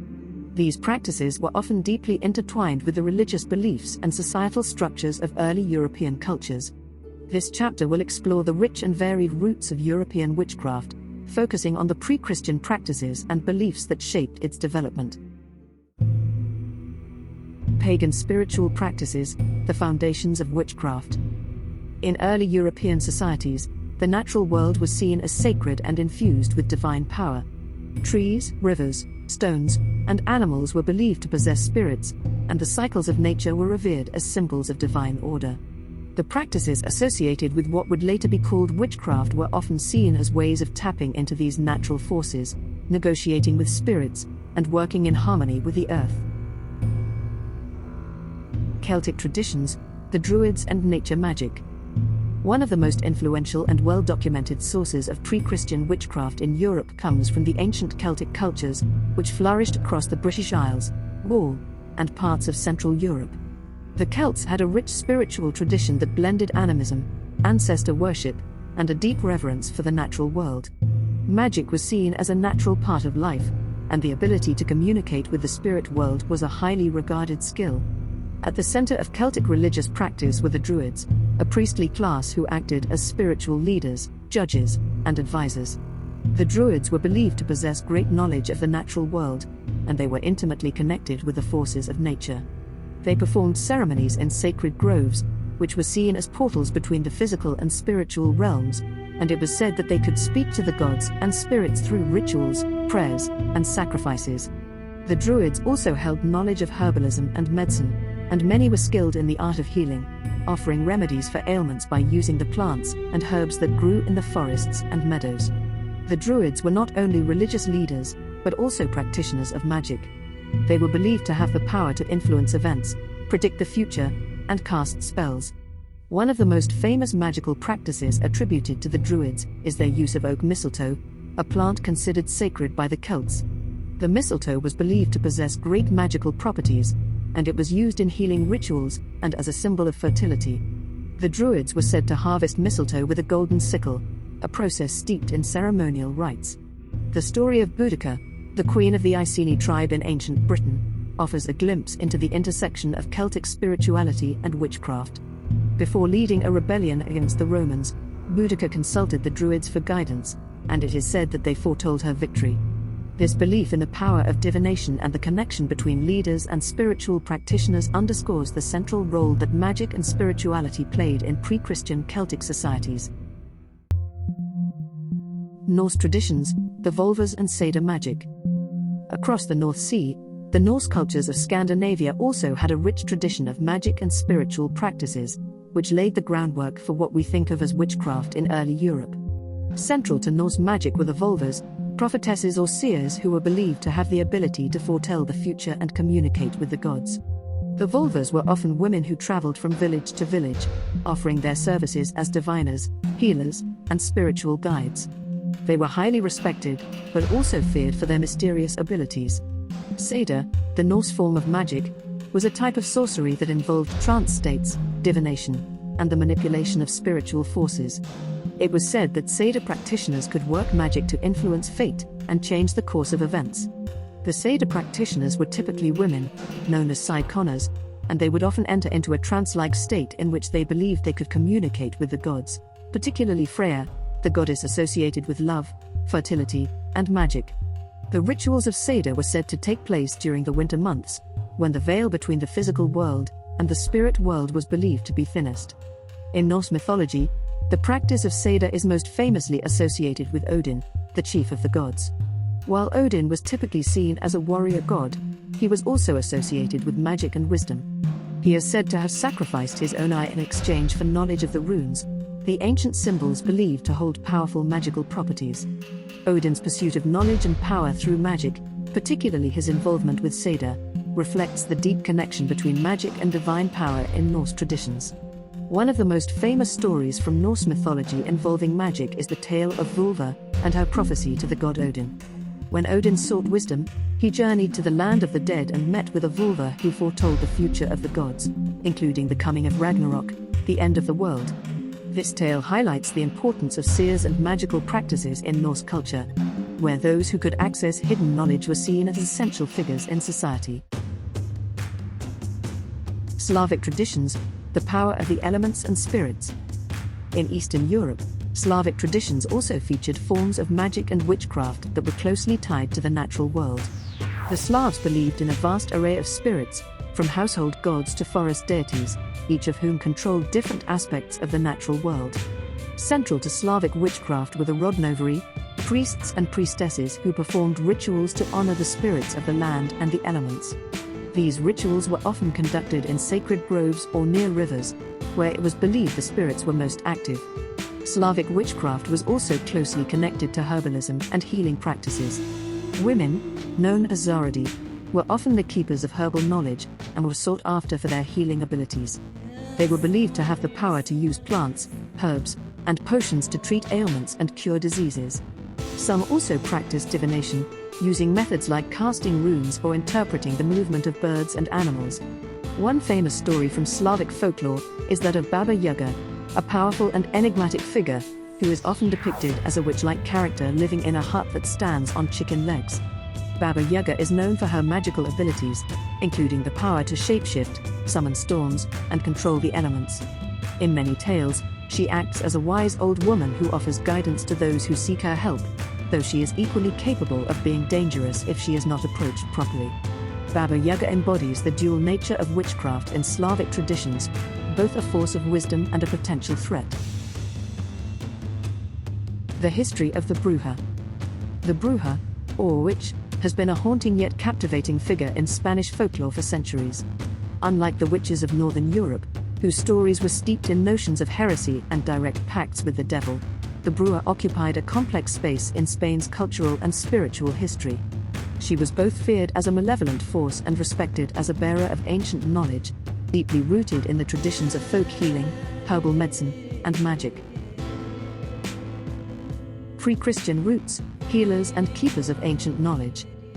The origins of the Bruja can be traced back to pre-Christian Iberia, a time when goddess worship and animistic rituals flourished. Early Iberian societies revered women who were skilled in herbalism and midwifery. These women, often referred to as curandras or wise women, were considered mediators between the natural and spiritual worlds. One of the most famous figures from this era is the goddess Mari, a central deity in Basque mythology. Mari, often depicted as a powerful, shape-shifting woman, was both feared and venerated, embodying natural forces such as storms and fertility. The lore surrounding Mari likely influenced later depictions of Brujas.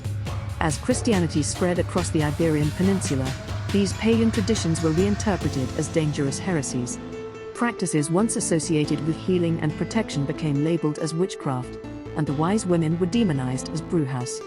However, remnants of these ancient traditions persisted, especially in rural areas where Christian influence was weaker. The witch hunts and the fear of the Akelar. By the late medieval period, the Bruja became the target of both local superstitions and institutional persecution. Accusations of witchcraft were a complex blend of ancient fears and the Church's growing concerns about spiritual corruption. Spain's Basque Country became a hotspot for witchcraft allegations, and stories of the Akelar, a nocturnal gathering of witches, spread widely. One of the most infamous episodes occurred in the village of Zugaramudi, where dozens of women were accused of participating in Akelars and performing demonic rites. These gatherings were said to take place in the Cueva de las Brujas, Witch's Cave, a natural grotto that still draws visitors today. Witnesses claimed the Brujas danced with the devil, feasted on human flesh, and cursed their neighbors' crops. The panic culminated in the Basque witch trials of 1610, during which the Spanish Inquisition arrested and interrogated over 300 people. Interestingly, Inquisitor Alonso de Salazar Frias, who oversaw the trials, grew skeptical of the evidence presented. After extensive investigations, he declared that many accusations were driven by superstition, personal vendettas, and mass hysteria. Salazar's findings led to a significant decline in witchcraft persecutions in Spain, marking a unique departure from the witch-hunting fervor seen elsewhere in Europe.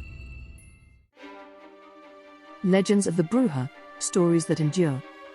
Despite a decline due to the witch trials, the figure of the Bruja remained a vivid part of Spanish folklore. Tales of her supernatural abilities were passed down through generations.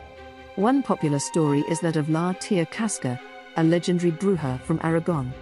She was said to live in a forest, where she brewed potions that could either heal or harm, depending on her mood. Villagers would seek her help in secret, fearing her wrath if they failed to show proper respect. Another enduring legend is the Brujas de Bargota, a group of witches from the Navarre region. These women were believed to have mastered the art of volar por los aires, flying through the air, by anointing themselves with magical ointments. According to local law, they could transform into animals, predict the future, and summon storms to punish their enemies. The dual role of the Bruja. Throughout rural Spain, the Bruja occupied a paradoxical role. She was seen as both a malevolent sorceress who could curse crops and livestock and a benevolent healer who could cure illnesses or break curses. Many villagers sought the help of Brujas in times of crisis, paying them with food, goods, or coin for their services.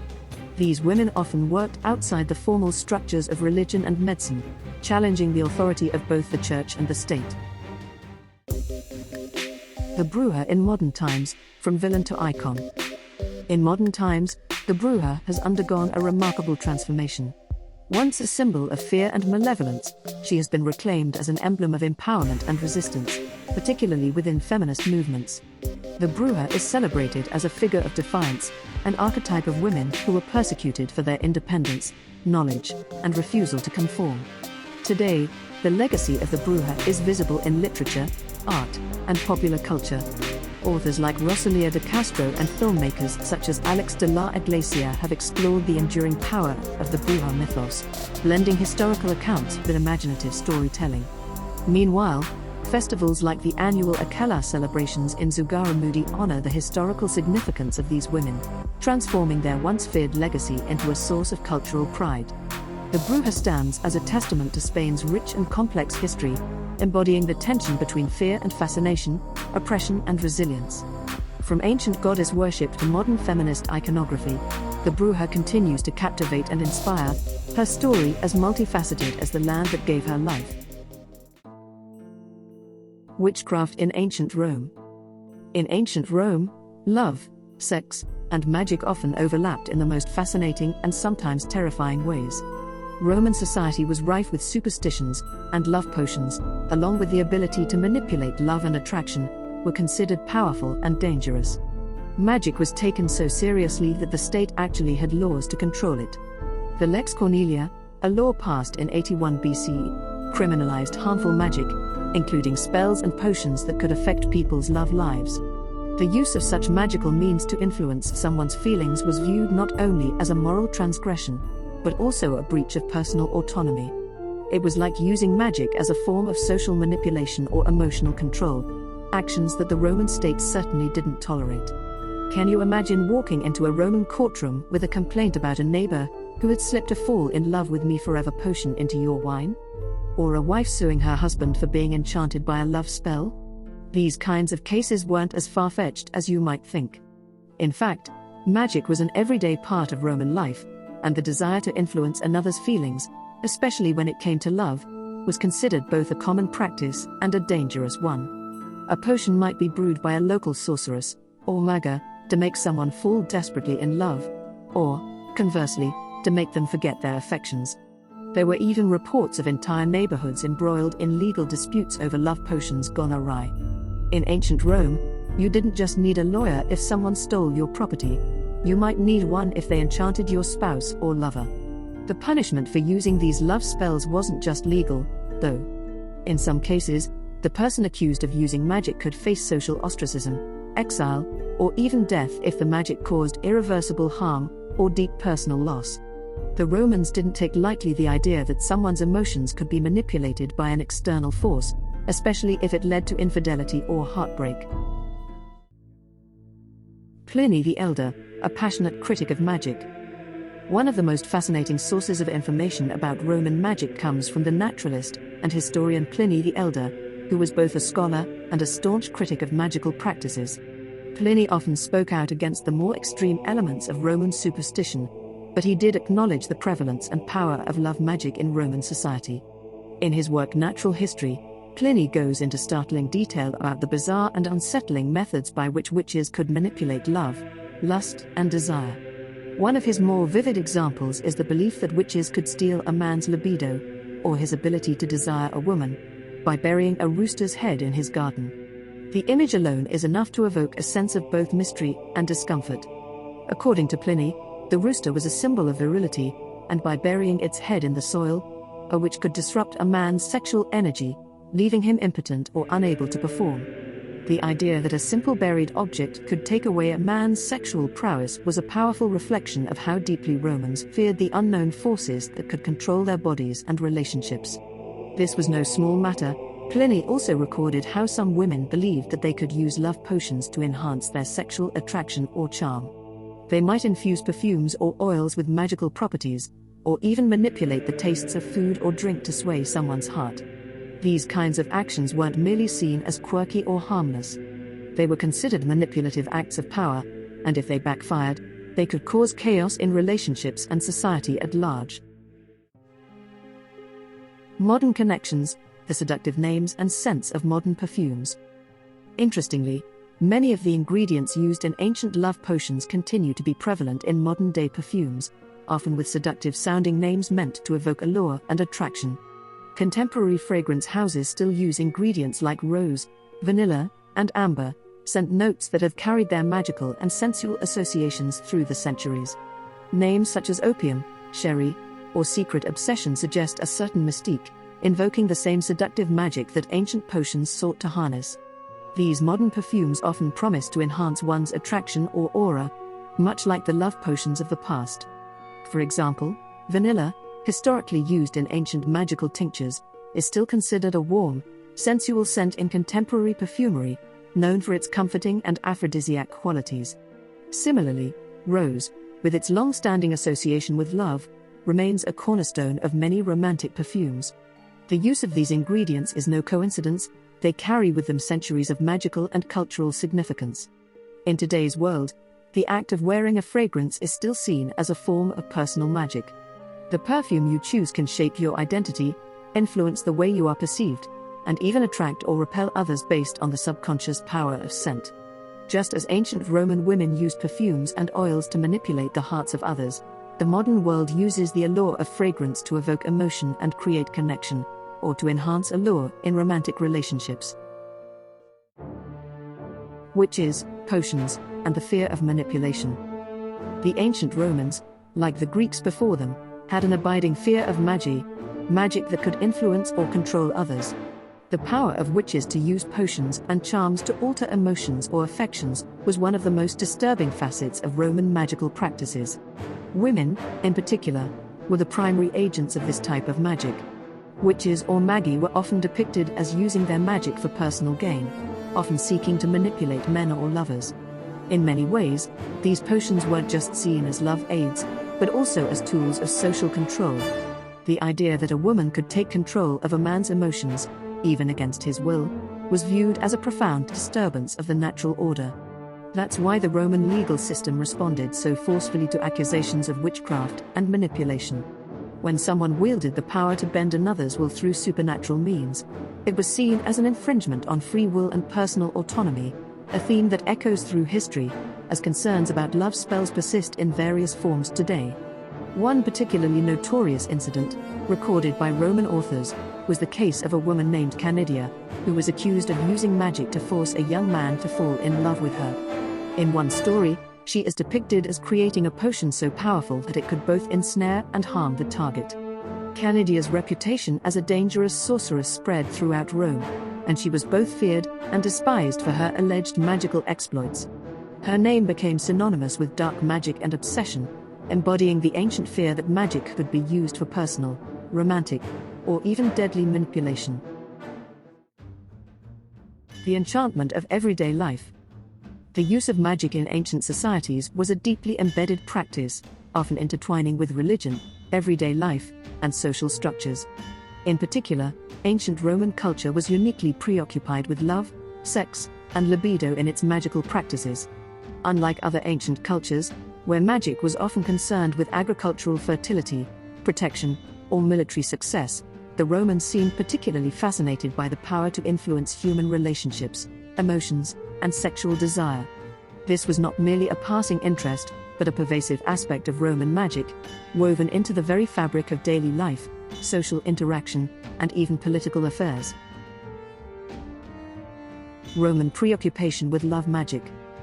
Roman society's fascination with love magic may have stemmed from a number of cultural, social, and psychological factors.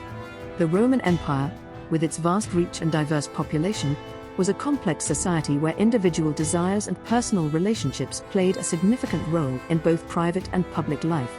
Social status, marriage, and family alliances were often built on strategic relationships, and love, or the manipulation of it, was a key factor in achieving personal and political goals. The role of women in Roman magic. Roman women, especially those in the elite classes, were expected to navigate the complex expectations of marriage, motherhood, and familial duty. Yet, many found that these duties didn't always align with their desires or experiences in relationships. For women seeking to exert some control over their personal lives, magic became a powerful tool to influence their fates. The use of love charms and fertility spells allowed Roman women to gain a sense of agency in a world where their roles were often defined by the desires of the men around them.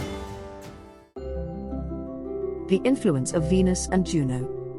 Much of this magic was performed in the context of the Roman pantheon, where gods and goddesses like Venus, goddess of love, beauty, and desire, and Juno, goddess of marriage and childbirth, were invoked for assistance. Rituals to Venus were especially common among those seeking to ignite or rekindle romantic passion. Some of these rituals, such as incantations and offerings at sacred altars, were intended to influence the affections of a lover, ensure marital harmony, or even enhance one's physical beauty. Venus, as the embodiment of both love and lust, was a central figure in this magical sphere, and her temples and rituals were associated with some of the most intimate and sensual forms of Roman worship. Sex, libido, and power, a Roman obsession. The Romans' fascination with libido, sexual desire, was also rooted in their understanding of power dynamics. In a society where personal and political power were often linked to one's ability to control and manipulate the desires of others, love magic provided a means of exerting influence over someone's will. This was no simple pursuit of pleasure. For many Romans, sexual attraction and emotional manipulation were seen as powerful tools for achieving dominance or securing alliances. Roman men, as well as women, used magic to influence relationships, seeking to either bind a lover to them or make themselves more desirable in the eyes of another. Potions, charms, and incantations were employed to enhance sexual attractiveness, increase passion, or even disrupt rival relationships, such as the love potions we have looked at. It's possible that the Romans' deep engagement with the libido and sexual magic was influenced by their cultural emphasis on sexual expression. Roman art, literature, and everyday life often celebrated the physical and sensual aspects of life. The love affair with the body, the senses, and the emotions was not only part of Roman social culture, but was intricately woven into their understanding of the divine and the supernatural. The supernatural libido and the erotic element. While Pliny's tales of libido-stealing magic are often cited as bizarre, they also highlight a fascinating aspect of Roman culture, the erotic power of magic. To many Romans, the ability to control desire was a supreme form of power. The thought that a single magical act could influence someone's sexual drive, making them desire or reject another person, reflects the enormous importance that physical attraction had in Roman society. In fact, some Roman writers were obsessed with the intersection of magic, sex, and power. The poet Ovid, in his Ars Amatoria, The Art of Love, is known for his playful approach to love magic, offering advice on using potions and charms to seduce others. However, even Ovid, who often wrote light-heartedly about seduction, acknowledged the power of magic to influence love in his works. The line between playful charm and dangerous manipulation was often quite thin, and both types of magic were discussed freely in Roman culture. The enduring legacy of Roman magic.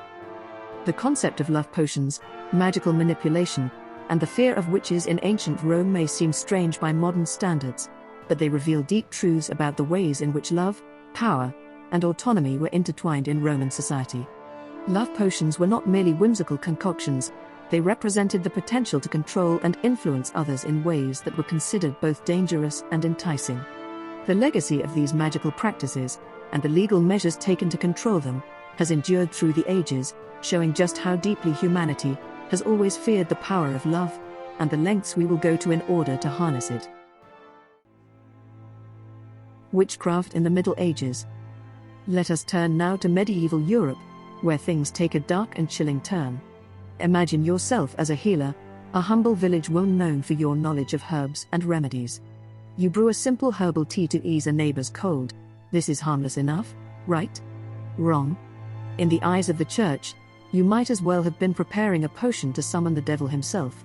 Folk magic, once deeply embedded in everyday life, would soon be cast in a sinister light, equated with heresy, witchcraft, and even Satanism. This period of history saw the rise of witch hunts, trials, and a fear of the supernatural that would shape Europe for centuries to come. The transformation of folk magic, from everyday practice to heresy. For centuries, folk magic was a natural and accepted part of everyday life in Europe. It wasn't viewed as a nefarious or unnatural force, but rather a pragmatic way of interacting with the world.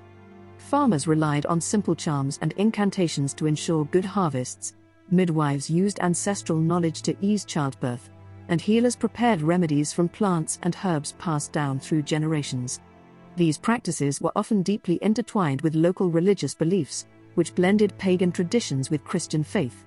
In this world, magical practices and religious devotion were often inseparable. The sacred and the magical coexisted in harmony.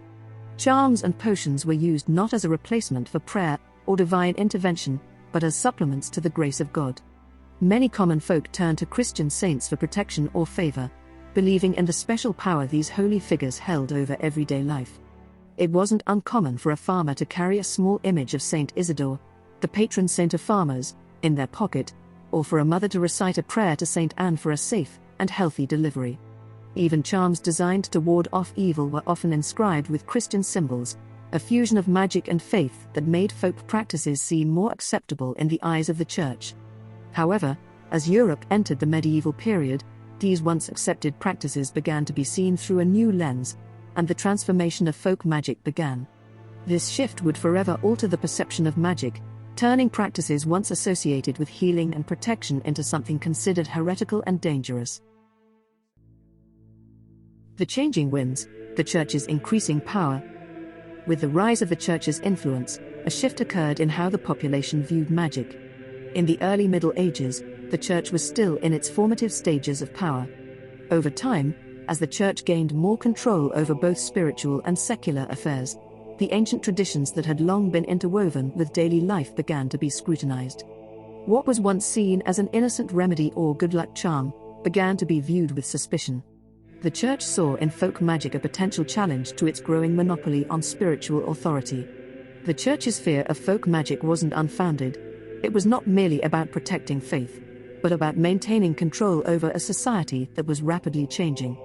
With the spread of literacy and the growth of towns, a new class of people emerged who could read, study, and, in many cases, practice knowledge that had traditionally been passed through oral tradition. Women, particularly midwives and healers, began to wield power and knowledge that had the potential to undermine the patriarchal order. This fear was rooted in misogyny, as these women, often older, widowed, or living alone, were seen as others, outside the reach of male authority. Women's knowledge of herbs, childbirth, and remedies became synonymous with witchcraft in the church's eyes. Healers and herbalists became prime targets during the witch hunts, not only for their medical knowledge, but because they represented an autonomy that the church could not control. The role of women in folk magic and witch hunts. Folk magic, for many years, was predominantly practiced by women. Midwives, healers, and herbalists, often the same women who cared for the sick, delivered babies, or helped others through personal crises, were the central figures in these magical practices. This gave these women not only knowledge but power within their communities. Take, for example, the famous case of Helena of Scotland, a healer who was burned at the stake in the 14th century. Helena was accused of witchcraft due to her ability to cure the sick and ward off diseases, which were often blamed on supernatural forces. Her death exemplifies how a woman's healing knowledge was often seen as a threat to the religious order. The community's fear of illness and death, especially during the frequent outbreaks of the plague, made her a convenient scapegoat. What made her particularly dangerous in the eyes of the church was not just her role as a healer, but her perceived autonomy in a world where women were meant to remain subordinate. Similarly, Ellen of Norwich, an alleged 14th century witch, was accused of causing the deaths of children in her village using her spells. She was a widow who had a reputation as a wise woman with knowledge of healing herbs, and this was enough to incite suspicion. Her case is just one of countless others, where women were tried, tortured, and executed for practices that were, at their core, simply about helping their neighbors survive harsh times. The witch hunts and the Malleus Maleficarum. Enter the Malleus Maleficarum, or as I like to call it, the How to Ruin Someone's Life in 3 Easy Steps manual. Written in 1486 by Heinrich Kramer and Jacob Sprenger, 2 Dominican inquisitors, this book became the authoritative guide for identifying witches across Europe. If there was a checklist for witch hunting, this was it. The book claimed to provide scientific ways to spot a witch, and let's just say, the bar for these supposed standards was incredibly low. For example, if she had a mole, a cat, or the audacity to be unmarried, you could bet she was in league with the devil. The Malleus didn't exactly inspire thoughtful investigation. Instead, it turned suspicions into lethal accusations. Suspects found themselves targeted because they were perceived as too independent, too powerful, or too other. The Malleus went so far as to claim that women were more susceptible to witchcraft due to their weakness and foolishness. It wasn't just superstition that led to the witch hunts, but also the fear of women stepping outside the prescribed roles of mother, wife, and dutiful servant of the church. Once this book hit the shelves, it was like opening Pandora's box. What followed was centuries of relentless witch hunts that turned Europe into a powder keg of paranoia. Women, and in some cases men, were subjected to torture to force confessions of witchcraft, often with horrific consequences. The Würzburg witch trials, the unthinkable horror. One of the most notorious witch hunts spurred by the Malleus was the Würzburg witch trials in Germany, which began in 1623. The trials were so extreme that they became one of the largest and most brutal witch hunts in history. Between 1623 and 1631, it's estimated that around 600 people were executed, with the majority being women. But this wasn't just about adults, the trials were so feverish that even children were accused of witchcraft. The story of the Würzburg trials is particularly chilling. It all started when a man named Prince Bishop Philipp Adolf von Ehrenberg began an investigation into witchcraft in his diocese. The atmosphere in Europe at the time was ripe for mass hysteria, religious and political turmoil from the 30 Years' War, crop failures, and outbreaks of plague created a fertile ground for superstitions and blame. To combat these crises, authorities and the church turned to witch hunts as a way to assert control and explain the inexplicable. In the case of Würzburg, the accusations were absurd, often focusing on trivial or unrelated events. Children as young as 8 were dragged into court for witchcraft after being accused of casting spells to damage crops. But what really makes the Würzburg trials stand out isn't just the number of people executed, it's the horror of how they were tortured. Those accused were subjected to grueling methods such as the strappado, where the victim was hoisted into the air by their arms, often dislocating their shoulders. Other methods included the rack, stretching the body to the point of breaking, and the burning of victims alive, often after they were forced to confess to satanic rituals that they had never committed. One of the most heart-wrenching elements of the Würzburg trials was the involvement of children. The trauma these children must have experienced, if they survived the ordeal, was unimaginable. One of the most famous cases involved a young girl named Anna, whose mother was accused of witchcraft. Anna, also accused, was tortured and ultimately died in the brutal trials. Her story is a stark reminder of how witch hunts didn't just ruin lives, they obliterated entire families, leaving a scar on generations. The role of Satan and the devil in the witch hunts. While the Malleus provided the manual for identifying witches, it was the idea of Satan, specifically, witches' supposed dealings with the devil, that fueled the feverish witch hunts. Christianity played a central role in demonizing witchcraft, and accusations of making pacts with Satan became a justification for persecution. The belief was that witches were not just individuals practicing malevolent magic, but were actively working with the devil to subvert the Christian order. Satan was not only the ultimate evil figure in Christian theology, but also a scapegoat that justified the annihilation of those who were perceived as a threat to the church or to societal norms. Witches, particularly women, were viewed as traitors to God, and this connection with Satan made them deserving of extreme punishment, often death. The religious context was clear: those who practiced magic were said to be defying God's natural order, and the only solution was eradication. This Christian narrative was deeply intertwined with the witch hunts, which helped maintain control over the population, especially women. As belief in Satan's power and witches' association with him grew, so too did the fervor to purge these alleged witches from society. Witches weren't merely accused of being nuisances, they were seen as evil agents working with the devil to destroy the fabric of Christian civilization. Judges who were skeptical of witchcraft. While witch hunts were rampant, not all were convinced of the validity of witchcraft accusations. Several judges and legal scholars questioned the methods used to identify witches and the morality behind executing them. Some were outright skeptical about the very existence of witches. One notable example was the case of Judge Jean de La Fontaine in France. He was one of the few judges who dismissed accusations of witchcraft based on skepticism about the evidence presented. During the 16th century, de La Fontaine refused to allow trials based on mere rumor and hearsay, stating that no true evidence had been brought before the court.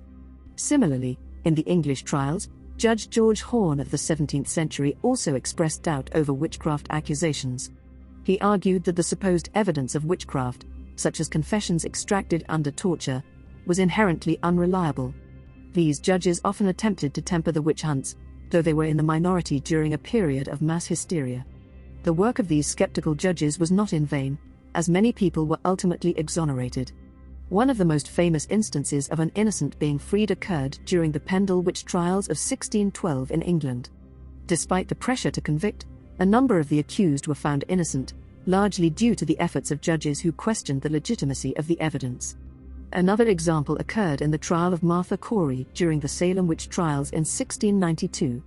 While she was ultimately executed, there were many who, including some judges, were dubious about the validity of the charges, questioning whether the allegations against her were truly based on any actual magic or demonic association. Though many judges still sided with the prosecution, the examples of those who questioned the witch hunts serve as a reminder that skepticism about the legitimacy of witchcraft accusations was present, even during the height of the hysteria. A legacy of fear, paranoia, and persecution. The Malleus Maleficarum and its witch-hunting successors set into motion a deadly cycle of accusations, torture, and execution that devastated entire communities. The hunts were based on ignorance, superstition, and fear of the unknown, fear of women's power, and fear of those who defied societal expectations. As horrifying as the witch hunts were, the legacy of this era lives on in our modern fascination with witchcraft, magic, and the supernatural. The fear of witches, rooted in misogyny, superstition, and control, has echoed through history and still reverberates today. But while witch hunts may have burned out over time, the stories and the lessons from this dark period continue to serve as a reminder of how fear can be weaponized to destroy lives, and how we must always be vigilant against the dangers of scapegoating and prejudice. Even today, the persecution of people accused of witchcraft continues in various parts of the world. Despite the progress society has made in many areas, there are still regions where individuals, often women, are accused of being witches and suffer horrific consequences. Tragically, these accusations sometimes result in death. In some countries, particularly in parts of Africa, Asia, and the Middle East, accusations of witchcraft can lead to violence, banishment, or even murder, often fueled by superstition, fear, and cultural beliefs. The BBC and The Conversation highlight that such practices are still a pressing issue today, with communities sometimes turning to brutal methods to rid themselves of those accused of witchcraft. For example, in certain rural areas, the elderly or marginalized members of society are disproportionately targeted. These individuals, often with no means of defending themselves, are accused of using magic to bring harm or misfortune to others. The punishment can be swift and brutal, often with no legal recourse. Even as society moves forward, the specter of these ancient practices lingers, and we must continue to address and acknowledge that people are still being harmed for simply being accused of witchcraft. The continued killing of witches around the world is a stark reminder of the deep-seated fears and prejudices that still exist, and a call for us all to reflect on our collective responsibility to ensure that such violence does not persist. As we consider this dark aspect of history, it is crucial that we approach the subject with the awareness that, unfortunately, the persecution of witches, especially women, has not been confined to the past. Witchcraft in Britain. In 17th century Britain, Matthew Hopkins, the so-called witch-finder general, built a notorious career on the devastation he wrought across communities. Hopkins was not merely a man fulfilling a role, he was a figure who exploited fear for personal gain, offering his services to towns in exchange for a fee. His methods of witch-finding were based on brutality, superstition, and a profound disregard for justice or reason. Among his most infamous techniques was the trial by water, where accused women were thrown into rivers to see if they would float, a practice rooted in flawed logic and cruel intent, used to determine guilt or innocence in a way that left no room for mercy or truth. Matthew Hopkins, the witch-finder general. In the early 1640s, as England was engulfed in the chaos of the English Civil War, the country was also gripped by fears of witches. The fear of witchcraft had been growing since the medieval period, and with religious conflict, social upheaval, and a population that was already teetering on the brink of superstition, it didn't take much for Hopkins to exploit this fear for his own gain. Hopkins saw an opportunity to capitalize on the witch craze. By claiming that he had a divine mission to rid the nation of witches, he was able to charge towns a fee for his services. His witch hunts weren't about finding justice or truth, they were about making money. He and his assistant, a man named John Stern, traveled around the East Anglian region of England, conducting witch trials that resulted in the executions of dozens, if not hundreds, of innocent people. Hopkins wasn't interested in looking for evidence of witchcraft, he was interested in profits. And the more people he accused, the more he could charge. Hopkins's reign of terror didn't last forever, but it was certainly impactful. His methods were so extreme that they eventually attracted the attention of authorities, who were horrified at the number of people being accused, tortured, and executed based on no real evidence. In 1647, public opinion turned against him. He was eventually discredited, but not before his deadly legacy had already taken a terrible toll on the lives of innocent people, particularly women, throughout England. The Pendle Witch Trials, a family affair. While Matthew Hopkins's methods spread terror across England, another tragic chapter of witch hunting unfolded in the Lancashire region. The Pendle Witch Trials of 1612 remain among the most infamous witch trials in British history. The events serve as a haunting reminder of how fear, family drama, and superstition could spiral into a deadly frenzy. The chain of events began with a 9-year-old girl named Janet Device, whose accusations set off a tragic series of events. In a moment of fear or spite, Janet accused her grandmother, Elizabeth Device, and several others in her family of witchcraft. Tragically, Janet's accusations, based on little more than hearsay and rumors about her grandmother and other family members, ignited a witch hunt that resulted in the arrest and trial of 12 people, most of them women. The town's belief in Janet's words, given her age, demonstrates the profound impact a child's testimony could have in such a volatile, superstitious environment. The scope of the trials expanded as further coerced testimonies fueled the panic, with many of the accused allegedly using witchcraft to cause harm, including cursing people or causing death and misfortune. One of the accused, Alazone Device, was said to have cursed a peddler after a dispute over a pin, with the peddler later dying from illness, which was taken as evidence of her guilt. Another accused, Anne Whittle, known as Chattox, was believed to have used witchcraft to kill a man named John Law. The trials, held at Lancaster Castle, led to the execution of 10 people, most by hanging, and the death of Elizabeth Device in her cell before her trial could even conclude. The Pendle witch trials were marked not only by innocent lives lost, but also by a climate of fear and manipulation. Janet, the young girl at the heart of the accusations, was determined to see her family punished for their supposed crimes, further driving the momentum of the trials. The Pendle witch trials stand as a tragic example of how personal vendettas, family conflicts, and rampant superstition can fuel mass hysteria and lead to devastating consequences. The fact that Janet's accusations, based largely on hearsay and fear, resulted in the execution of several innocent people underscores the dangers of paranoia and the consequences of blindly believing in unproven claims. Witchcraft, family, and social control. While the Pendle witch trials resulted in the execution of several women, it is important to note that men were also among the accused and executed. However, many of these men were considered to be in league with the women, often perceived as their allies in witchcraft. In a patriarchal society, a man's support of these women, especially those marginalized or perceived as other, was viewed with suspicion. These men were seen as complicit in the women's alleged witchcraft, and their association with these women reinforced the idea that they were also witches or at least supporters of the supernatural. Essentially, their support was interpreted as evidence of their own involvement in the witchy activities. This reveals how gendered dynamics in witch hunts not only targeted women, but also painted men as guilty by association when they stood with those women. The Pendle witch trials and the witch hunts of Matthew Hopkins reveal the ways in which society sought to control women, particularly those who didn't conform to traditional roles. Women accused of witchcraft were often seen as outsiders, unmarried, widowed, or simply perceived as different, and thus became prime targets for persecution. These women were often isolated or impoverished, which made them vulnerable to accusations.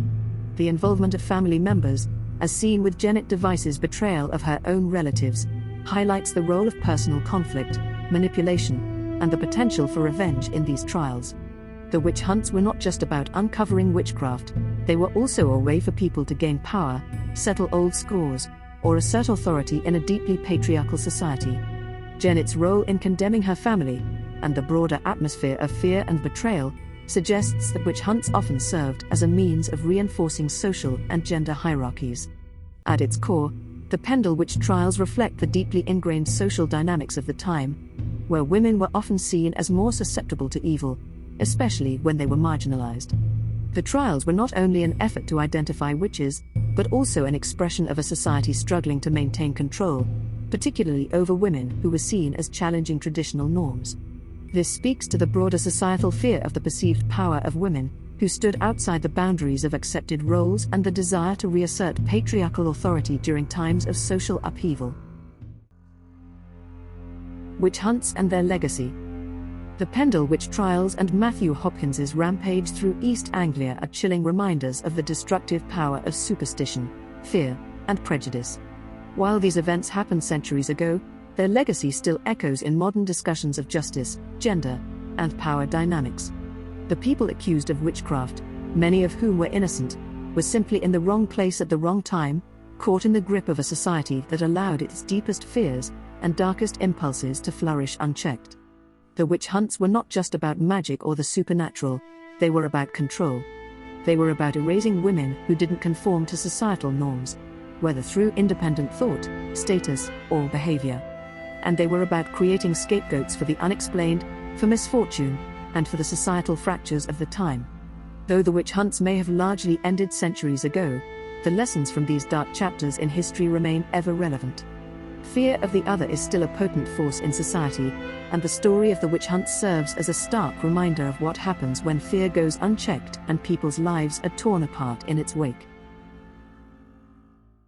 The Salem witch trials. Across the Atlantic, colonial America was caught up in its own witch hunt frenzy in the late 17th century.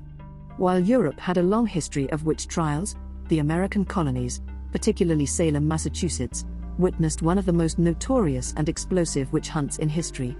If you've heard of only one witch trial in history, it is most likely the Salem witch trials of 1692. These trials became a grim spectacle, driven by dramatic accusations, public humiliation, and a shocking number of lives ruined, sometimes literally, with executions, and other times metaphorically, as individuals' reputations and futures were destroyed by a climate of paranoia, superstition, and intense social pressure.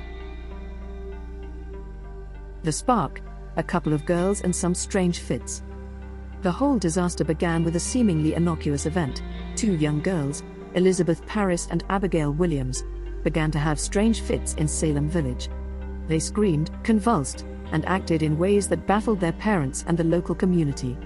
Being in a time and place where superstition ran rampant and the devil was considered the root of all evil, it wasn't long before people started to speculate. Could these girls be under the influence of witchcraft?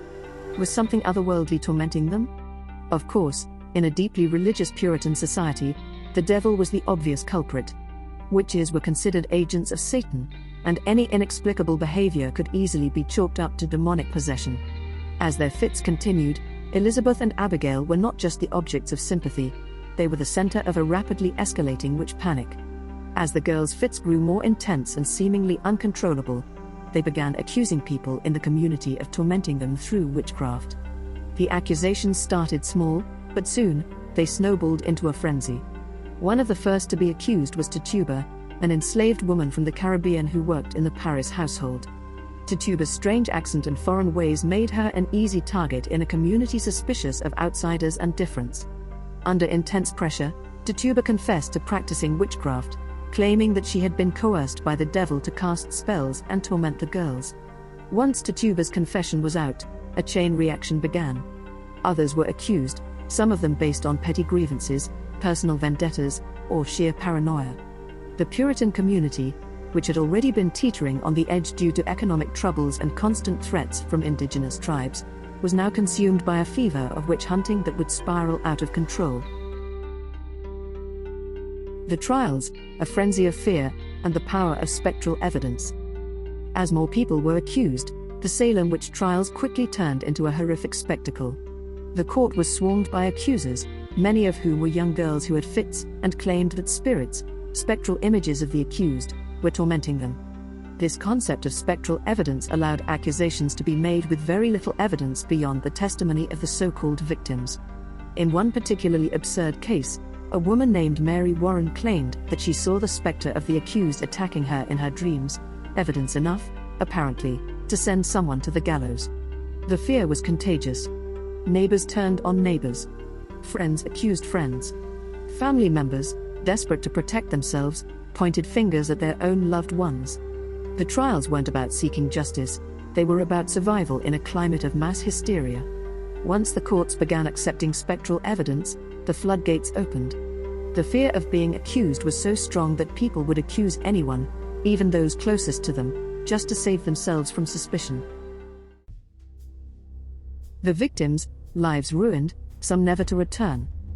The witch trials led to the deaths of 20 people, most of them women, executed by hanging. A few were pressed to death under heavy stones for refusing to confess. The most famous and horrifying of these executions was that of Giles Corey, an elderly farmer who was accused of witchcraft. When he was brought to trial, he refused to enter a plea, and under Puritan law, this meant the authorities could seize his land. They decided to press him for a confession. They laid heavy stones on his chest, and as the weight increased, Corey's last words were reportedly, "More weight." It's an image that has become etched in the lore of the witch trials, a man willing to endure unimaginable pain, and even death to avoid pleading guilty to something he knew was untrue. Another tragic case was that of Sarah Good, one of the first women accused of witchcraft. A poor, homeless woman with a bad reputation, Sarah was an easy target. She was pregnant when she was arrested, and despite the lack of evidence against her, she was condemned to die. Even though her execution was carried out, her name lived on in infamy. In her final moments, she reportedly cursed her accusers, a defiant act in the face of overwhelming odds. The fallout: the trial of the accusers. What's often forgotten about the Salem witch trials is the aftermath, what happened to the accusers and the people who profited from the hysteria. As the trials drew to a close, some members of the community began to realize the horrific consequences of the panic. Eventually, the governor of Massachusetts, William Phips, intervened. In October of 1692, he halted the trials and banned the use of spectral evidence, essentially declaring the proceedings a farce. In the years that followed, many of those who had taken part in the witch trials, including judges, accusers, and even the ministers who had fueled the flames of hysteria, publicly admitted their wrongdoings. Several of the trial judges expressed regret, including Judge Samuel Sewell, who publicly apologized for his role in the executions. Many survivors of the trials, like Ann Putnam Jr., one of the chief accusers, also expressed remorse and apologized for their actions. The Salem witch trials left an indelible mark on American history. They were a cautionary tale about the dangers of mass hysteria, the abuse of power, and the consequences of unchecked superstition. The trials were also a reflection of the anxieties and fears that characterized colonial life in the Americas, tensions between the Puritans and the indigenous population, economic instability, and fears of the devil's influence all contributed to the fevered witch hunts. Mythology and legacy, the enduring fascination. The stories of the Salem witch trials have been immortalized in literature, film, and folklore. The myth of the Salem witch still carries weight in American culture, often cited as a symbol of the dangers of intolerance and the consequences of fear. From Arthur Miller's famous play The Crucible to countless documentaries and historical works, the witch trials have been the subject of endless fascination and analysis. In terms of mythology, the Salem witch trials also fit neatly into a larger narrative that stretches across history. In many cultures, witches were seen as both feared and revered figures, often associated with rebellion, forbidden knowledge, and defiance of authority. While in Europe witches were portrayed as agents of the devil, in other parts of the world, they were viewed as wise women, healers, and even protectors of the natural world. The Salem trials reflect a society caught between these two images, witches as malevolent creatures threatening the established order, and witches as misunderstood individuals with dangerous knowledge. The Salem witch trials were a moment in history when myth, superstition, and social dynamics collided in an explosive way. They remind us of how fragile reason can be when fear takes over, and how quickly an entire community can descend into madness. And as long as fear and ignorance persist, there will always be those willing to exploit the weaknesses of society for their own gain. Lessons from Salem. While the Salem witch trials are centuries in the past, their legacy still resonates today, offering a chilling reminder of the dangers that emerge when fear, suspicion, and ignorance take hold of a society. The impulse to scapegoat, to identify a witch or an outsider as the cause of all our problems, is deeply rooted in human nature. In Salem, it was women, the vulnerable, the poor, and the marginalized who became targets. In the modern world, this tendency can still be seen in various forms, whether it's the demonization of political opponents, the vilification of different religious or cultural groups, or the scapegoating of minorities and immigrants.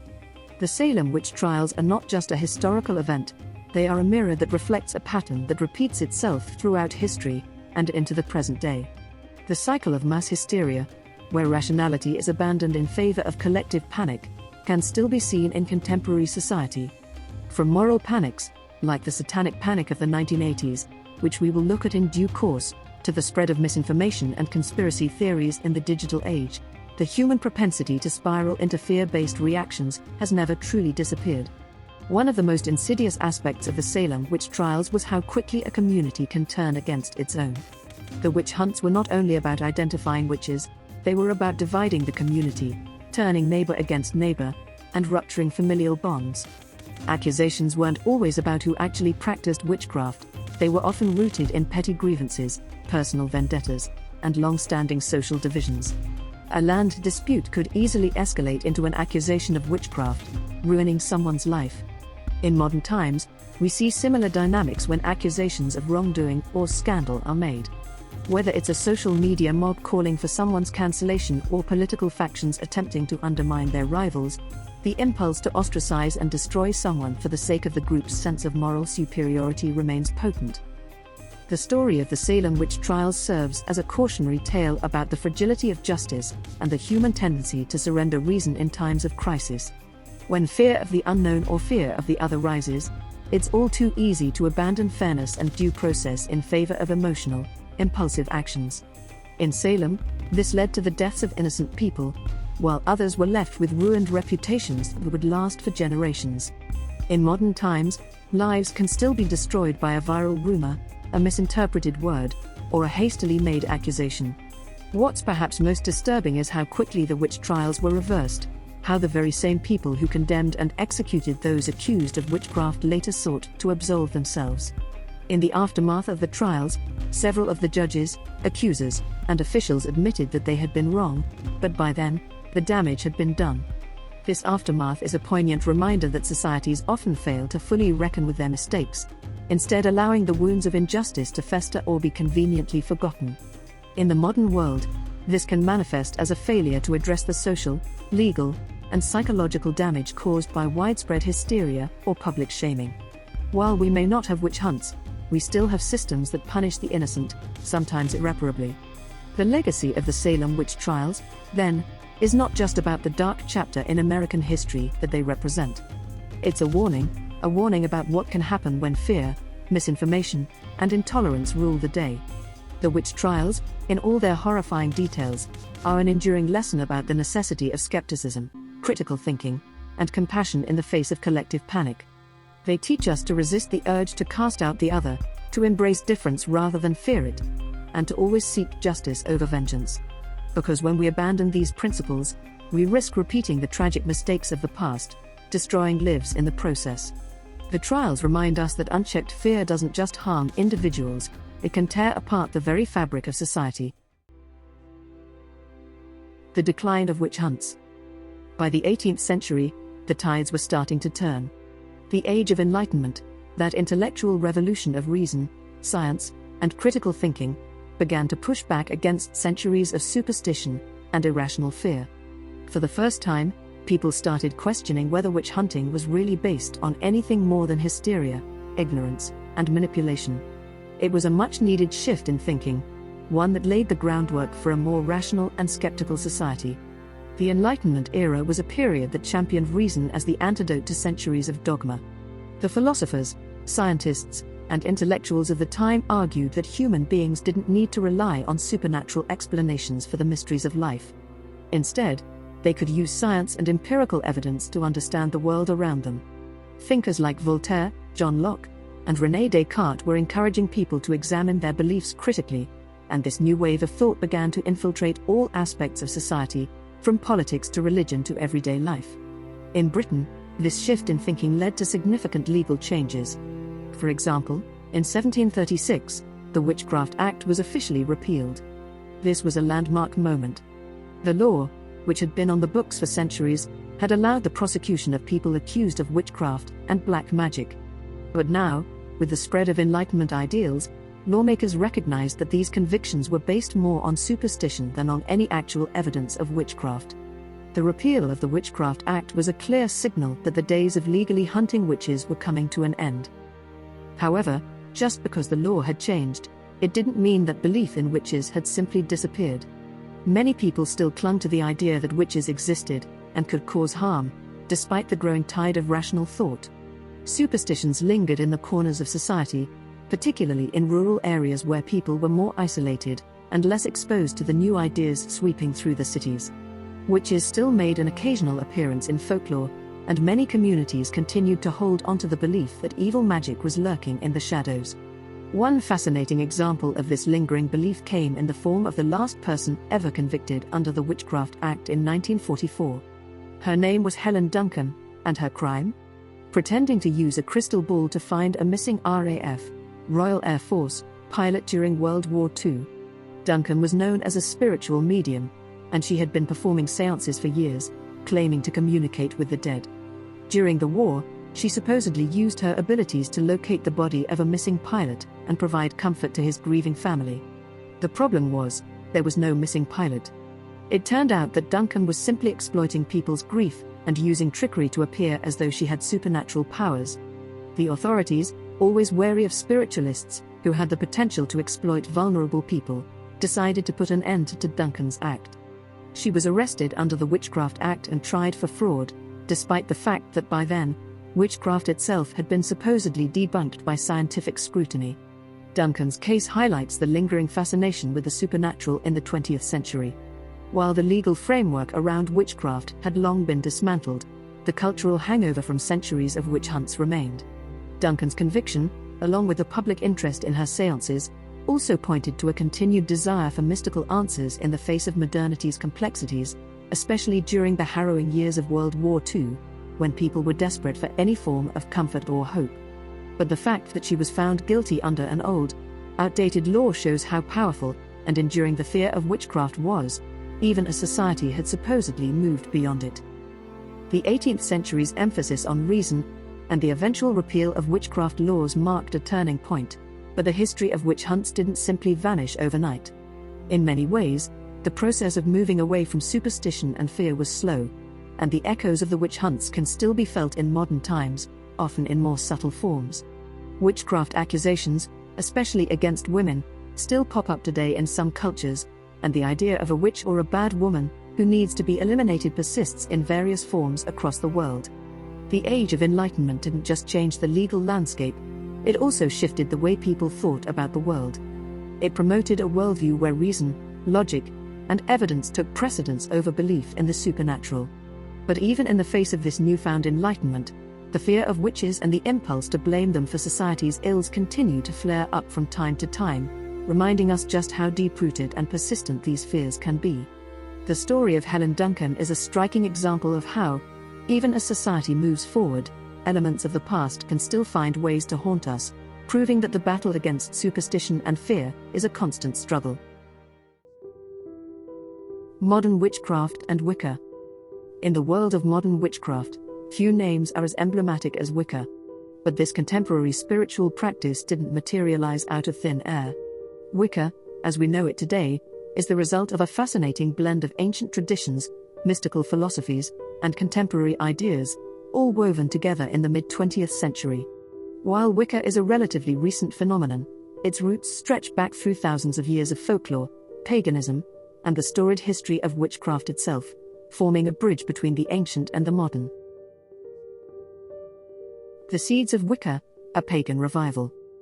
The emergence of modern witchcraft is intertwined with a broader cultural movement that sought to reclaim lost or forgotten spiritual traditions. In the late 19th and early 20th centuries, there was a growing interest in the occult, mysticism, and folklore. This period, known as the Occult Revival, was marked by a reawakening of interest in pre-Christian religions, esoteric beliefs, and supernatural phenomena that had been marginalized or demonized during the rise of Christianity and the spread of scientific rationalism. At the heart of this revival was a burgeoning fascination with neo-paganism, particularly the study and reconstruction of ancient European pagan practices. These old religions, which centered on nature, fertility, and the cycles of life, death, and rebirth, began to captivate intellectuals, artists, and spiritual seekers. Influential figures like Sir James Frazer, whose The Golden Bough, 1890, examined the ritualistic and mythological aspects of ancient religions, helped fuel an intellectual desire to rediscover these lost spiritual traditions.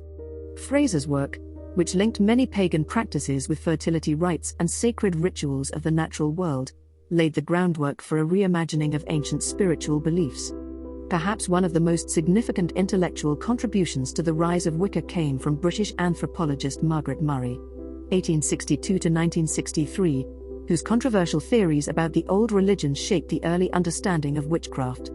In her works, including The Witch Cult in Western Europe, 1921, Murray proposed that witchcraft was not merely a collection of superstitions, but a thriving, ancient pagan religion that had survived in secret despite centuries of persecution. Her theory suggested that a horned god and a moon goddess were central to the beliefs of pre-Christian witches, and that witchcraft, as a cohesive spiritual practice, persisted through the centuries, often cloaked in secrecy to evade the wrath of the Inquisition and the Church. While Murray's ideas have been widely criticized by modern scholars for their historical inaccuracies and oversimplifications, her work nonetheless captured the imagination of many, and inspired a generation of occultists, artists, and writers to search for deeper spiritual truths. Her vision of an ancient and enduring pagan tradition would become a cornerstone for what would later become Wicca. The birth of Wicca, Gerald Gardner and the craft. While the intellectual groundwork for modern witchcraft had been laid, it was not until the mid-20th century that Wicca as a distinct and organized religious practice took form. The pivotal figure in this transformation was Gerald Gardner, 1884 to 1964, a British civil servant, occultist, and writer, often considered the founder of Wicca. Gardner's own path to witchcraft was shaped by a blend of personal experiences and his growing interest in the occult. Gardner's journey into the world of witchcraft began in 1939, when he moved to the village of Highcliffe in Hampshire, England. There, he met a coven of witches led by a woman named Dorothy Clutterbuck. Gardner was initiated into this coven, which, he claimed, was part of a long, unbroken tradition of witchcraft that had survived for centuries, hidden from the mainstream world. This initiation marked the beginning of Gardner's transformation into a leading figure of modern witchcraft. By the early 1940s, Gardner had immersed himself in witchcraft's rituals, beliefs, and practices, drawing inspiration from a wide array of sources, including folklore, occultism, ceremonial magic, and even Freemasonry. Gardner also incorporated elements of the ancient old religion as championed by Murray, though he adapted them into his own vision of a contemporary pagan spirituality. In 1954, Gardner published Witchcraft Today, which would become the seminal text for the formation of modern Wicca. In this book, he described witchcraft as a nature-based religion that emphasized reverence for the earth, the cycles of the moon, and the worship of a duality of deities, often a horned god associated with fertility, hunting, and the wild, and a goddess who symbolized the earth, the moon, and the cycles of life and death. Gardner's vision of witchcraft was, in essence, a revival of ancient pagan practices, though it was uniquely shaped by his own experiences and the spiritual climate of post-war Britain. Gardner's Wicca was distinct from other forms of witchcraft in its structure and its emphasis on initiation, secrecy, and ritual. He introduced the concept of the coven, a small, initiated group of practitioners, and outlined specific rituals and ceremonies, including the use of tools like the athame, a ritual knife, pentacles, and the chalice, to channel magical energies. The structure of Wicca, rituals, beliefs, and deities. At its core, Wicca is a deeply nature-based religion, grounded in reverence for the earth and its cycles. One of its central tenets is the duality of the divine. Wiccans worship both a god and a goddess, who represent complementary forces within nature. The god is often depicted as a horned figure, symbolizing the vitality and untamed power of nature. He is linked to the cycles of the seasons, particularly to the hunting and fertility aspects of life. The goddess, on the other hand, embodies the nurturing, creative, and destructive forces of the earth. She is often associated with the moon and with feminine energy, representing the cycles of birth, life, death, and rebirth. This duality is mirrored in Wicca's calendar of rituals and sabbats, which follow the natural cycles of the earth. The Wheel of the Year is a sacred calendar that consists of 8 sabbats, or festivals, marking key points in the cycle of nature, from the solstices and equinoxes to the midpoints between them. These sabbats include well-known celebrations such as Samhain, October 31st, the Witches' New Year, and Beltane, May 1st, a festival of fertility and fire. Each of these sabbats corresponds with a particular seasonal shift, and Wiccans often perform rituals and ceremonies to honor the changing of the seasons. In addition to the sabbats, Wicca also celebrates the phases of the moon through esbat rituals, particularly on the full moon. These rituals focus on personal empowerment, healing, and manifesting one's desires through the power of the lunar cycle. Many Wiccans use spells and magical workings during these rituals, often involving candles, crystals, herbs, and incantations to draw on the energy of nature to create change in their lives. A foundational principle of Wicca is the Wiccan Rede, a moral code that governs ethical behavior. The Rede states, "And it harm none, do what ye will," which encourages practitioners to follow their own path and desires, as long as their actions do not harm others. This emphasizes personal responsibility, respect for others, and a deep awareness of the consequences of one's actions. The spread of Wicca, from the British Isles to the world.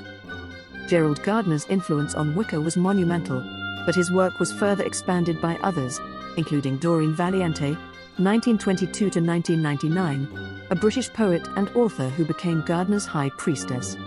Valiente refined Gardner's rituals, composed many of the key liturgies and prayers still used in Wiccan practice today, and helped popularize the religion. Her work, particularly in The Charge of the Goddess and the Wiccan Rede, remains integral to modern Wicca. By the 1960s and 1970s, Wicca began to spread beyond Britain, gaining significant traction in the United States, especially during the countercultural movements of the era. Wicca offered an alternative to the rigid doctrines of mainstream religions, embracing personal empowerment, connection with nature, and the celebration of the divine feminine. As interest in alternative spirituality grew, many people turned to Wicca to reconnect with the earth and explore a more intimate relationship with the divine. The Satanic Panic of the 1980s, a modern witch hunt. The Satanic Panic of the 1980s marked a dark chapter in the history of witchcraft, revealing the enduring power of fear and superstition in shaping society's perceptions of the occult.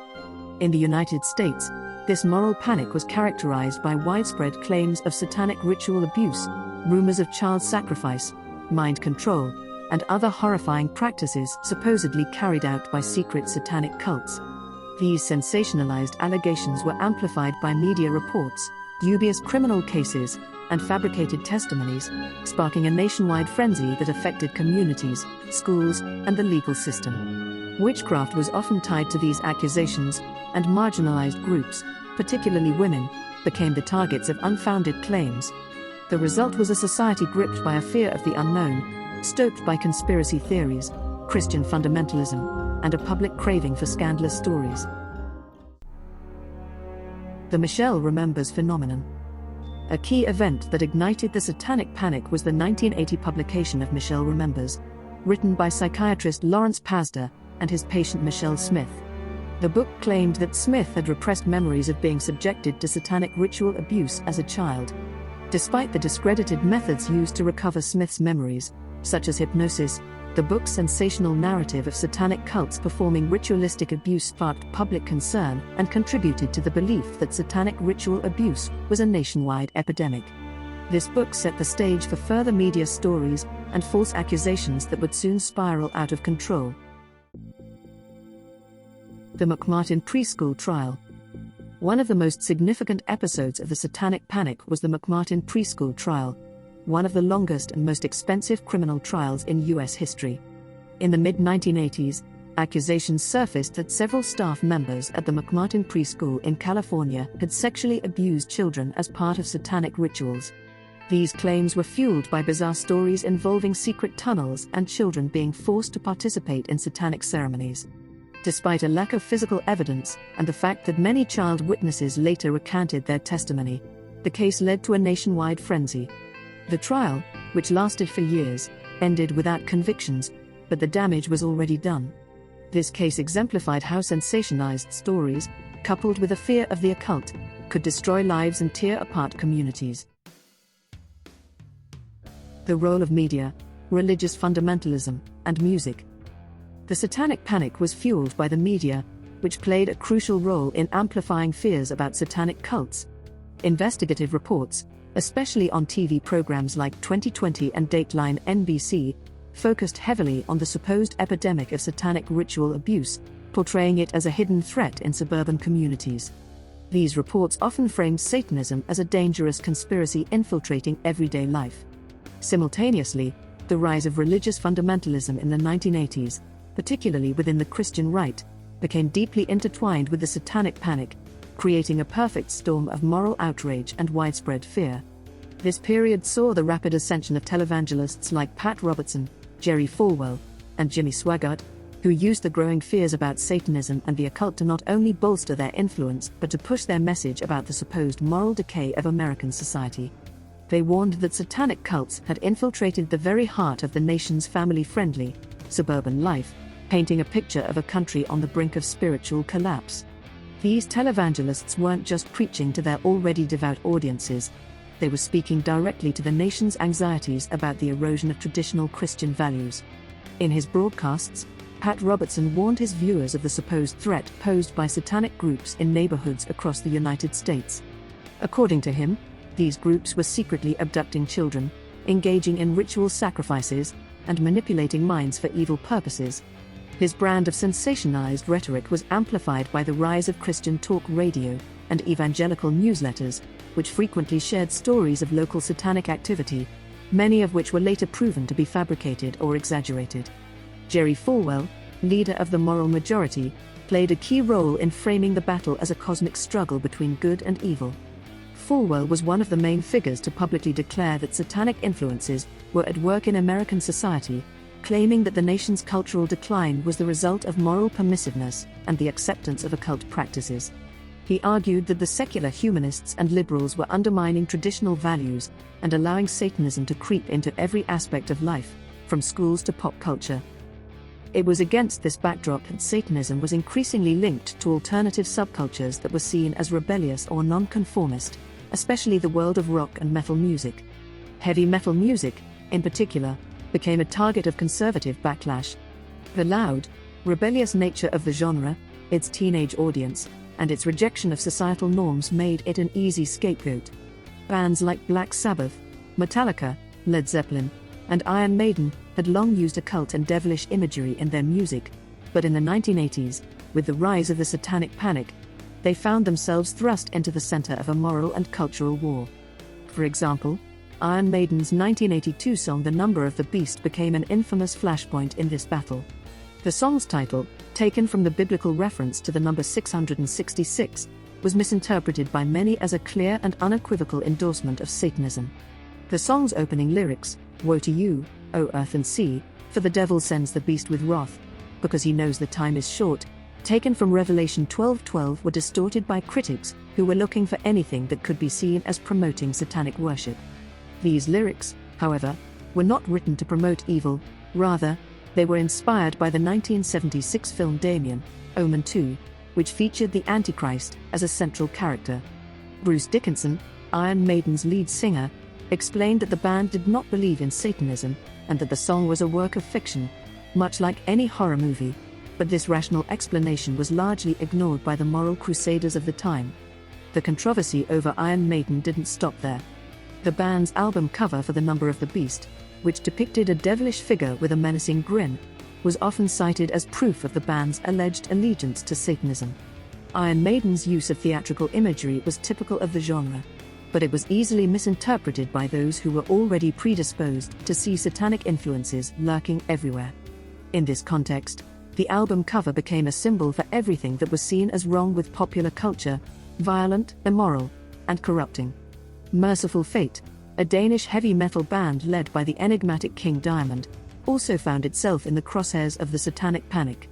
Known for his theatrical stage presence and his use of occult imagery, King Diamond was often accused of promoting satanic rituals. The band's 1983 album Melissa featured tracks like Satan's Fall, which became notorious for its dark, eerie lyrics and chilling atmosphere. In this case, Merciful Fate's use of satanic imagery was, again, part of their theatrical performance rather than an endorsement of actual Satanism.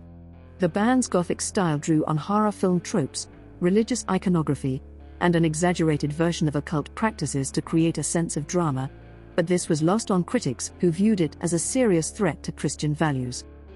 The panic surrounding these bands was fueled by both their lyrics and their imagery, but the deeper issue was the larger cultural forces at play.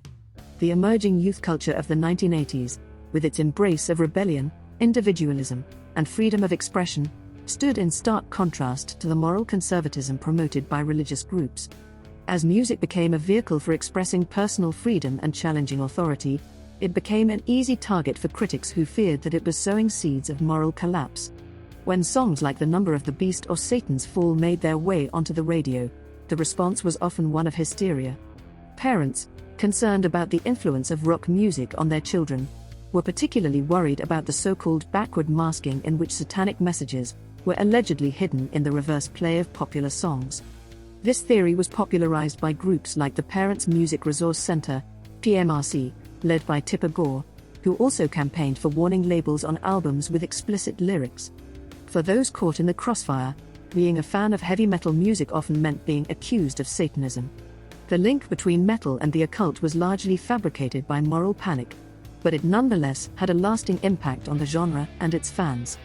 Many fans felt that their love for the music was being misunderstood, and the more they were attacked, the more the music became a symbol of defiance.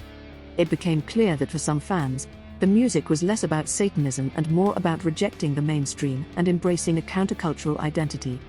It wasn't just the music itself that came under fire, entire subcultures were being targeted as well. Dungeons & Dragons, a role-playing game that became hugely popular in the 1980s, was another cultural product that was falsely linked to Satanism. Christian fundamentalists claimed that the game was a gateway to occult practices, and stories circulated about players becoming so obsessed with the game that they would attempt to summon demons or engage in occult rituals. Like heavy metal, Dungeons & Dragons became a scapegoat for the growing fear of the unknown, with many fans unfairly branded as Satanists or cultists.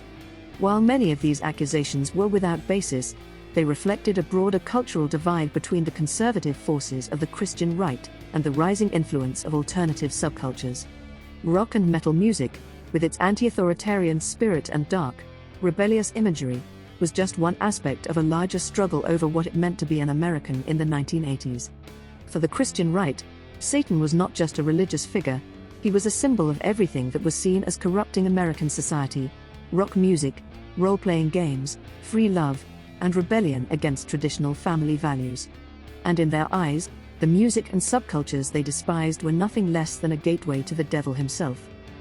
The satanic panic of the 1980s wasn't just about witch hunts, it was a reflection of deep-seated cultural fears about change, rebellion, and the perceived breakdown of moral order.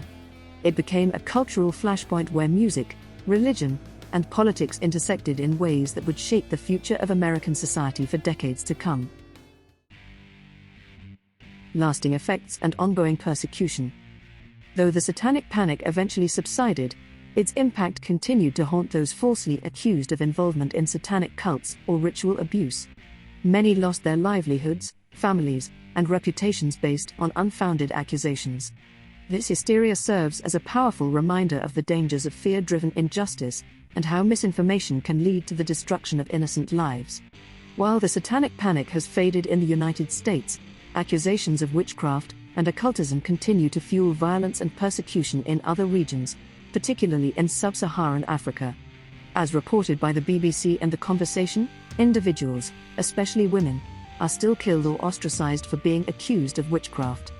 These modern-day witch hunts are a chilling reminder that the fear of witches is far from a relic of the past. It remains a deadly reality in many parts of the world today.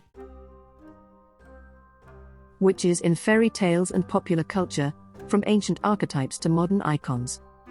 Witches have long been some of the most evocative and multifaceted characters in storytelling, embodying fear, wisdom, rebellion, and power. Their presence in myths, fairy tales, and popular culture spans centuries, reflecting society's evolving perceptions of magic, morality, and the role of women. From ancient legends to modern blockbusters, the figure of the witch has remained a potent and transformative symbol. The archetypal witch in fairy tales, a reflection of politics, psychology, and culture. Fairy tale witches are not just fictional characters, they are deeply rooted in the politics, psychology, and culture of their time. By examining their roles, we can see how these figures acted as mirrors of societal anxieties, moral lessons, and shifting power dynamics. Hansel and Gretel, survival and scarcity. The witch in Hansel and Gretel embodies fears of famine and societal hardship. Living in a house made of candy, both a symbol of abundance and a trap, she represents the cruel irony of temptation in times of deprivation. Her cannibalistic nature reflects the ultimate horror of scarcity, the breakdown of moral and societal norms for survival. In an era marked by periodic food shortages, the tale serves as a cautionary allegory about the perils of excess and the dangers lurking behind seemingly benign facades. Snow White, vanity and power. The evil queen in Snow White reflects the intersection of personal ambition and societal expectations for women, especially regarding beauty and power. Her jealousy over Snow White's youth and beauty critiques a culture that prizes physical appearance as a woman's most valuable asset. Simultaneously, her use of magic and her position as a queen underscore the fear of women, who possess both political influence and supernatural power. The poisoned apple, an object of life and death disguised as nourishment, serves as a metaphor for deceit and manipulation, echoing fears of treachery in leadership during turbulent political times. Sleeping Beauty, untamed nature and vengeance. Maleficent's curse on Aurora in Sleeping Beauty exemplifies vengeance rooted in exclusion and disrespect. Her transformation into a dragon symbolizes her alignment with untamed, destructive forces of nature, positioning her as an agent of chaos outside human control. This tale critiques the societal fear of women who wield immense power, framing them as forces of destruction when scorned or marginalized. It also reflects the psychological fear of unresolved conflicts or curses passed through generations, illustrating the tension between fate and human agency. Cultural commentary on power and otherness. Fairy tale witches often operate outside societal norms, wielding power through intellect, beauty, or supernatural means. These traits make them both compelling and threatening, reflecting cultural ambivalence toward powerful women. In patriarchal societies, witches often symbolize rebellion against prescribed roles, embodying fears of women who reject domesticity or embrace independence. Their narratives function as cautionary tales, reinforcing societal boundaries while revealing the cracks within them. Through their dark enchantments and complex motivations, fairy tale witches have long served as cultural barometers, offering insight into the fears, desires, and power struggles of the societies that created them. The Renaissance witch in literature and drama, a cultural critique. During the Renaissance, witches gained prominence in literature and drama, blending folkloric traditions with the philosophical and religious preoccupations of the time. This era's works often used witchcraft to explore complex themes of morality, power, and human ambition, offering layered critiques of both individual and societal values. Macbeth's weird sisters, ambiguity and manipulation. Shakespeare's weird sisters in Macbeth are quintessential Renaissance witches, embodying the period's fascination with fate, prophecy, and the supernatural. Their cryptic declarations, such as "All hail, Macbeth, that shalt be king hereafter," create an unsettling ambiguity. Are they agents of an unchangeable destiny, or do they incite Macbeth to act on latent ambition, making him complicit in his downfall? This duality reflects Renaissance anxieties about free will versus determinism, a key tension in an era grappling with the interplay of religious doctrine and emerging humanist thought. The Weird Sisters' manipulation of Macbeth also critiques the susceptibility of powerful individuals to external influence, resonating with contemporary fears of political instability and moral corruption in leadership. However, the witches themselves, with their grotesque physical descriptions and association with familiars, perpetuate negative stereotypes of women as deceptive and dangerous when they operate outside societal norms. Dr. Faustus, The Perils of Forbidden Knowledge. In Christopher Marlowe's Dr. Faustus, witchcraft and sorcery serve as vehicles to explore the Renaissance obsession with knowledge and the moral costs of overreaching ambition. Faustus's pact with Mephistopheles, a literal deal with the devil, echoes the Faustian bargain archetype that would become a cornerstone of Western witch lore. By trading his soul for power and forbidden knowledge, Faustus embodies the Renaissance ideal of intellectual pursuit taken to a destructive extreme. This work critiques the era's intellectual fervor, reflecting the tension between traditional religious values and the burgeoning spirit of scientific inquiry. Marlowe's portrayal of witchcraft as both alluring and damning suggests a cautionary stance, reinforcing Christian morality while interrogating humanity's desire to transcend its natural limits. The play also reflects societal fears of those who challenge divine order, positioning witches and sorcerers as both tantalizing and terrifying symbols of rebellion. A cultural critique, witches as boundary crossers.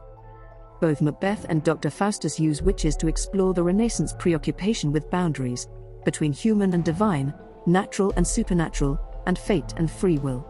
The witches in these texts are liminal figures, occupying spaces that defy categorization. This boundary-crossing quality evokes both fascination and fear, mirroring broader cultural anxieties about societal shifts, such as the Reformation and the rise of individualism. However, these portrayals also reinforce patriarchal and religious biases, frequently depicting witches as morally corrupt and dangerous.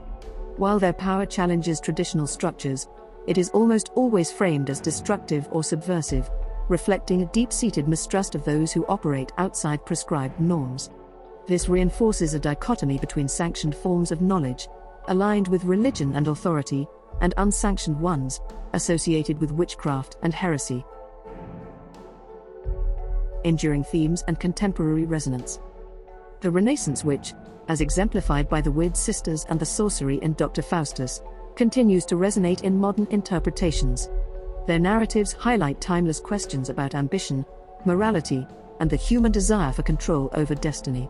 However, a modern critique might question the gendered and moralistic framing of these figures, advocating for a more nuanced understanding of witches as symbols of resistance and complexity rather than mere agents of chaos or evil.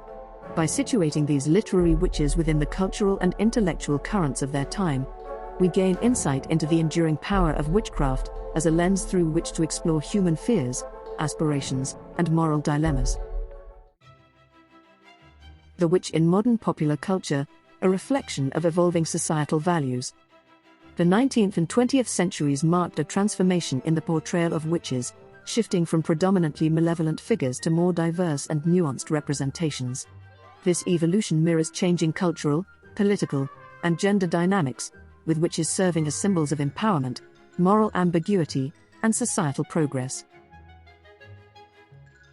L. Frank Baum's The Wizard of Oz, The Birth of Moral Duality.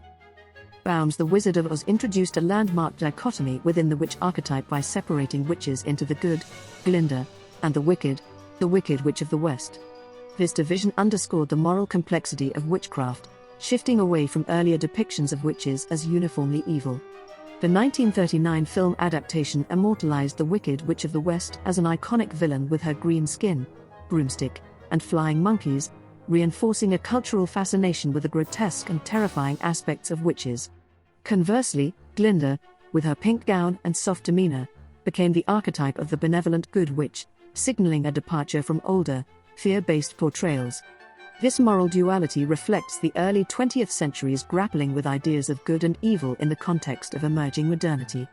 However, the clear binary risks oversimplifying the complexities of witchcraft as a metaphor for power, agency, and rebellion, reducing witches to easily digestible categories of hero and villain. Bewitched, the suburban witch as a symbol of women's liberation. The 1960s sitcom Bewitched reimagined the witch as a relatable, modern woman. Samantha Stevens, a suburban housewife with magical abilities, became a cultural icon by blending traditional domestic roles with supernatural independence. Her struggles to balance her identity as a witch with societal expectations reflected the era's shifting attitudes toward women's roles during the second wave of feminism. Samantha's choice to suppress her powers to conform to her husband's wishes echoes the pressures many women face to prioritize family over personal ambition. Yet, her occasional use of magic serves as a subtle critique of patriarchal norms, offering a playful yet pointed commentary on women's untapped potential. While the show leaned into comedic misadventures, it also highlighted the tension between empowerment and conformity, making Samantha a forerunner of more explicitly feminist witch figures in later decades. Harry Potter, redefining the modern witch. J.K. Rowling's Harry Potter series revolutionized the portrayal of witches and wizards, positioning them as integral members of a hidden, magical society. Characters like Hermione Granger, Professor McGonagall, and Bellatrix Lestrange offered a spectrum of female witchhood, from intellectual heroism to unbridled villainy. Hermione, as the brainy and compassionate member of the trio, subverted stereotypes of witches as malevolent or mysterious, while McGonagall embodied wisdom and authority.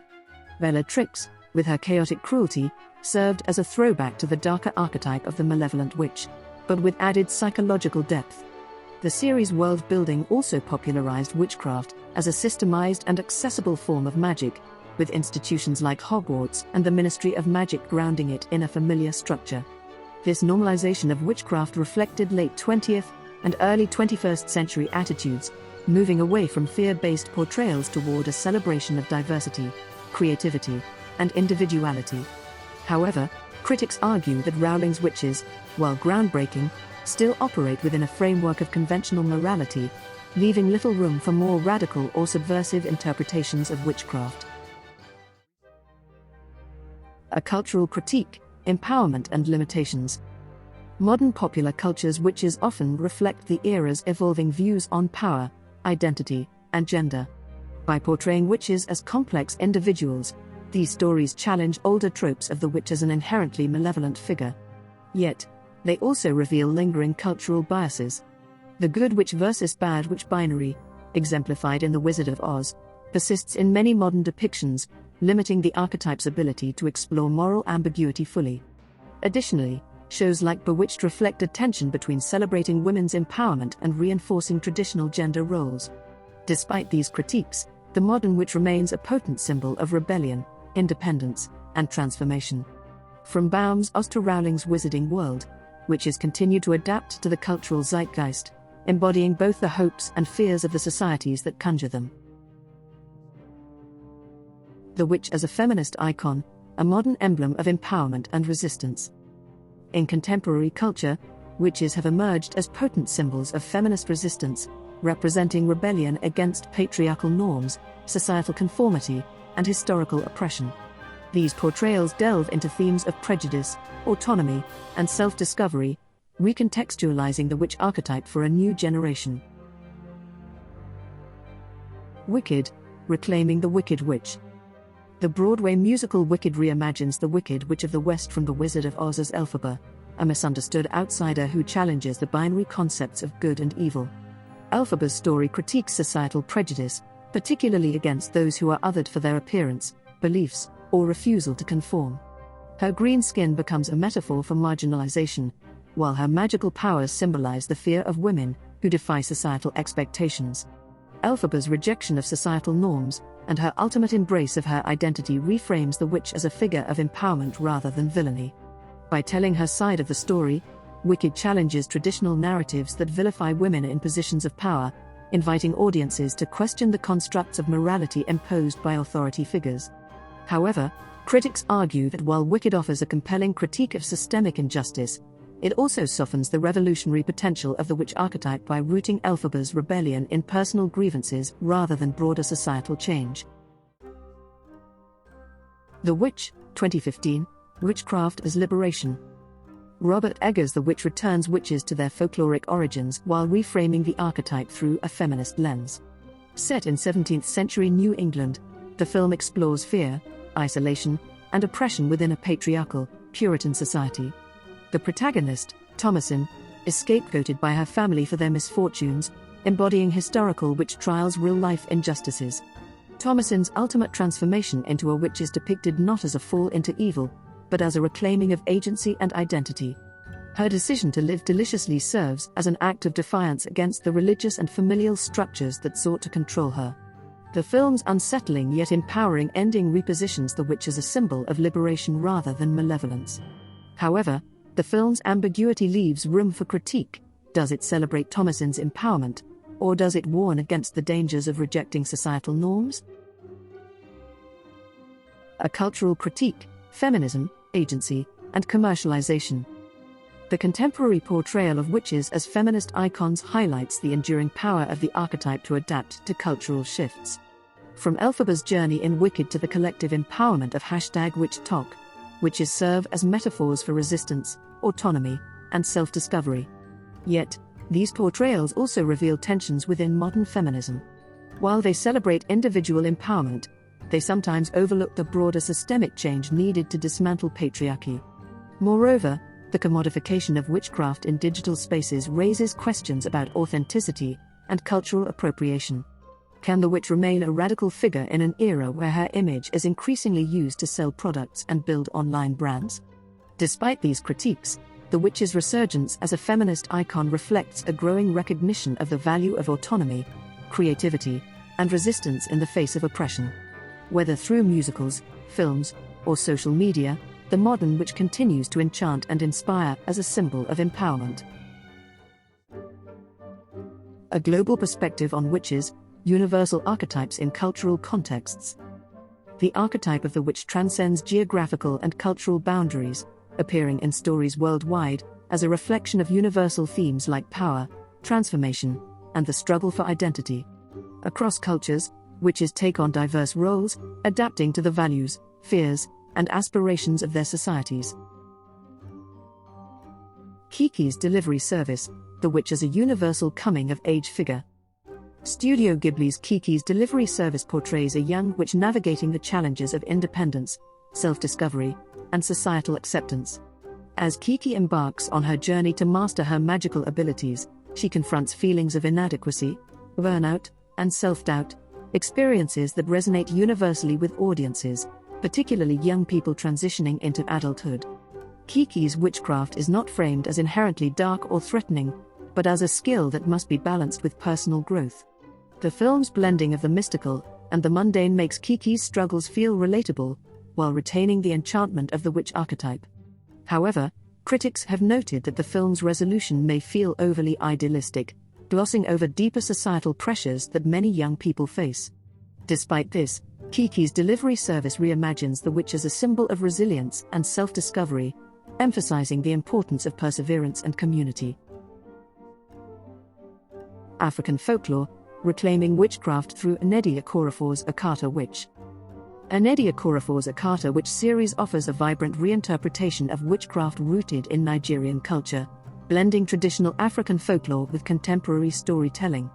The protagonist, Sunny, discovers her magical heritage and navigates a hidden world of spells, spirits, and secret societies. Okorafor challenges Western-centric depictions of witches, presenting them instead as multifaceted figures deeply connected to cultural identity and community. Through Sunny's journey, the series explores themes of belonging, dual identity, and empowerment. The portrayal of witchcraft as a collaborative, culturally rich practice contrasts with individualistic Western narratives, emphasizing collective responsibility and tradition. However, Akata Witch also critiques societal norms, particularly those that stifle creativity and suppress women's voices. This approach reframes the witch not as a solitary outcast, but as a vital part of a larger, dynamic culture. Critics have praised Okorafor's ability to infuse African folklore into a global fantasy landscape, though some note that the series occasionally leans on familiar tropes of Western fantasy, potentially diluting its cultural specificity. Despite this, Akata Witch serves as a powerful example of how the witch archetype can be reimagined through non-Western perspectives, offering new dimensions to a globally resonant figure. A cultural critique, universal themes and local adaptations. The global portrayal of witches underscores their adaptability as archetypes, reflecting local cultural values while exploring universal human experiences. Kiki's journey highlights the witch's potential as a relatable figure of growth and resilience, while Sunny's story reclaims witchcraft as a celebration of cultural identity and empowerment. However, these narratives also invite critique. In the globalized storytelling landscape, there is a risk of homogenizing the witch archetype, overshadowing unique cultural nuances. For instance, while Kiki's delivery service offers a universally appealing story, its portrayal may lack the cultural depth found in more context-specific narratives like Akata Witch. Similarly, as African folklore gains prominence in global media, it must navigate the tension between authenticity and accessibility to broader audiences.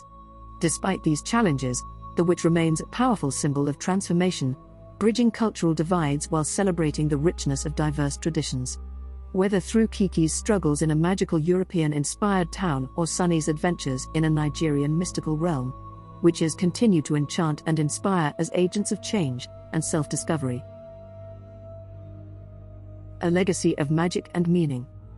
From the shadowy forests of medieval Europe to the digital age of social media, witches have captivated our imagination. They are shapeshifters, reflecting our fears, hopes, and aspirations. Whether as symbols of rebellion, wisdom, or power, witches continue to enchant and challenge us, proving that their magic is as enduring as the stories they inhabit. Witchcraft and the digital age, from ancient rituals to TikTok. What's truly fascinating is how witchcraft has managed to adapt to the digital age. A generation that grew up with Instagram filters and online communities has brought the ancient practice of witchcraft into the social media realm. Witchcraft is no longer confined to dusty old grimoires or remote coven meetings, it's everywhere. TikTok is flooded with witchcraft content, where witches share spells, tarot readings, and even advice on manifesting desires with crystals. For example, #WitchTalk has become a sensation, with millions of views, as witches create content ranging from tutorials on the basics of spellcasting to deeper discussions on the ethical implications of magic. Crystal healing, once a fringe New Age practice, has found a massive following, with influencers teaching how to use amethyst for calming energy or rose quartz to open the heart chakra. The popularity of such content highlights a deeper cultural shift towards reconnecting with the mystical and spiritual, an antidote to the fast-paced, often disconnected, nature of modern life. But this isn't just superficial magic or trendy aesthetic. In many ways, witchcraft and Wicca today are about empowerment, community, and reclaiming power that has long been denied to marginalized groups. The feminist aspects of witchcraft, its emphasis on equality, autonomy, and honoring the divine feminine, have led many to see the practice as a path to reclaim one's voice and agency in a world that often seeks to silence them. This is particularly true in the context of the resurgence of interest in goddess worship, the reclaiming of ancient feminine deities like Hecate, Artemis, and Persephone, who once held power, but were later marginalized in patriarchal systems. From shamanism to social media, a timeless tradition. Witchcraft, however, is not a purely Western or modern phenomenon. Its origins are as old as humanity itself, with spiritual practices stretching back to the dawn of civilization. Shamans, wise women, and healers across ancient cultures were the early witches, drawing on the forces of nature to heal, protect, and divinate. From the Celtic Druids to Native American medicine people, witchcraft was once an integral part of many indigenous cultures, offering a connection to the earth and the spirits that guide it. Even today, modern witches may blend practices from a wide range of traditions, using ancient herbal knowledge alongside modern psychology, astrology, and mindfulness. This ability to evolve, adapt, and integrate makes witchcraft a truly universal and enduring practice. Witchcraft as a lifestyle, embracing the mystery. In the end, what draws so many people to witchcraft today is the same thing that has captured our imagination for thousands of years: the allure of the unknown. Whether it's through casting spells, reading tarot, or using crystals, people seek witchcraft as a way to navigate life's challenges, unlock hidden potentials, or simply reconnect with a world that feels increasingly disconnected from nature and spirituality. Witchcraft, in all its forms, offers a path to embrace mystery, honor the earth, and tap into the power that lies within each of us. Whether practiced as a religion like Wicca or as a personal spiritual journey, it has transcended its historical association with fear and suspicion, evolving into a dynamic, diverse, and celebrated practice that empowers individuals to shape their own destinies, and perhaps even to manifest a little magic into their lives along the way. The witch's rebel and healer, modern witchcraft today. The modern witchcraft movement is diverse and multifaceted, attracting a wide variety of practitioners from all walks of life. Many witches today focus on personal growth, healing, and using magic to improve their daily lives, such as through the use of crystals, essential oils, or tarot cards. For others, witchcraft is a means of expressing their identity, reclaiming power, and finding a sense of agency in an increasingly chaotic world. Crystal healing has become a hugely popular part of contemporary witchcraft. Stones like amethyst, rose quartz, and citrine are believed to possess unique energy properties that can affect the body, mind, and spirit.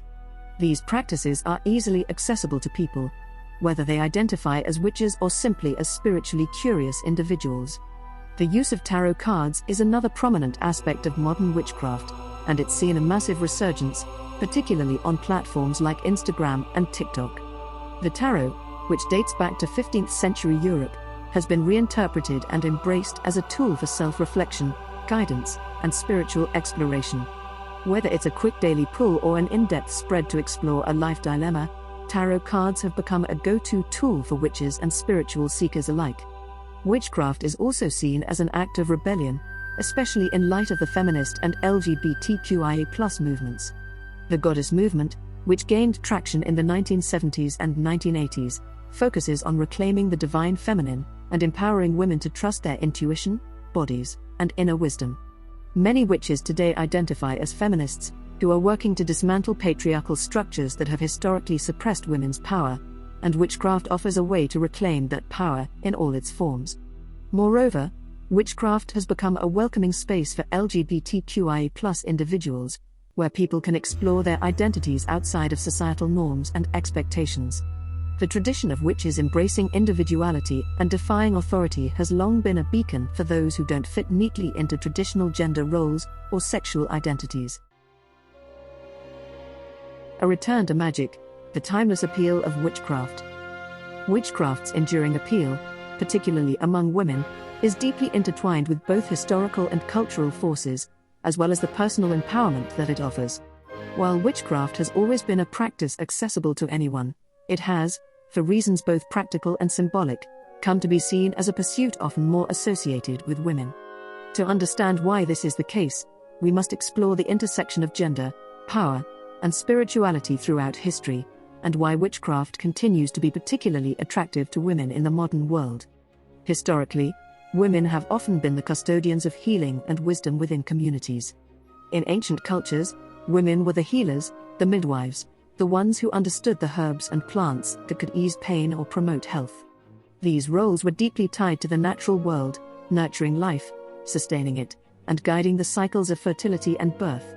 But as societies became more patriarchal, women's association with the mystical and the natural was increasingly marginalized and, in many cases, demonized. As a result, witchcraft became a space where women could maintain a sense of power and agency, especially when many of their other forms of influence were stripped away or suppressed. During the witch hunts and trials of the early modern period, when thousands of women were accused of witchcraft and executed, witchcraft became a symbol of resistance against the authority of the church and state. Women who were outspoken, those who defied traditional gender roles, or who held knowledge of healing, were often targeted and accused of witchcraft. This association of witchcraft with female resistance, whether to patriarchal control or oppressive social structures, created a lasting connection between women and magic. Even in a world that sought to suppress their power, witchcraft provided a channel for empowerment.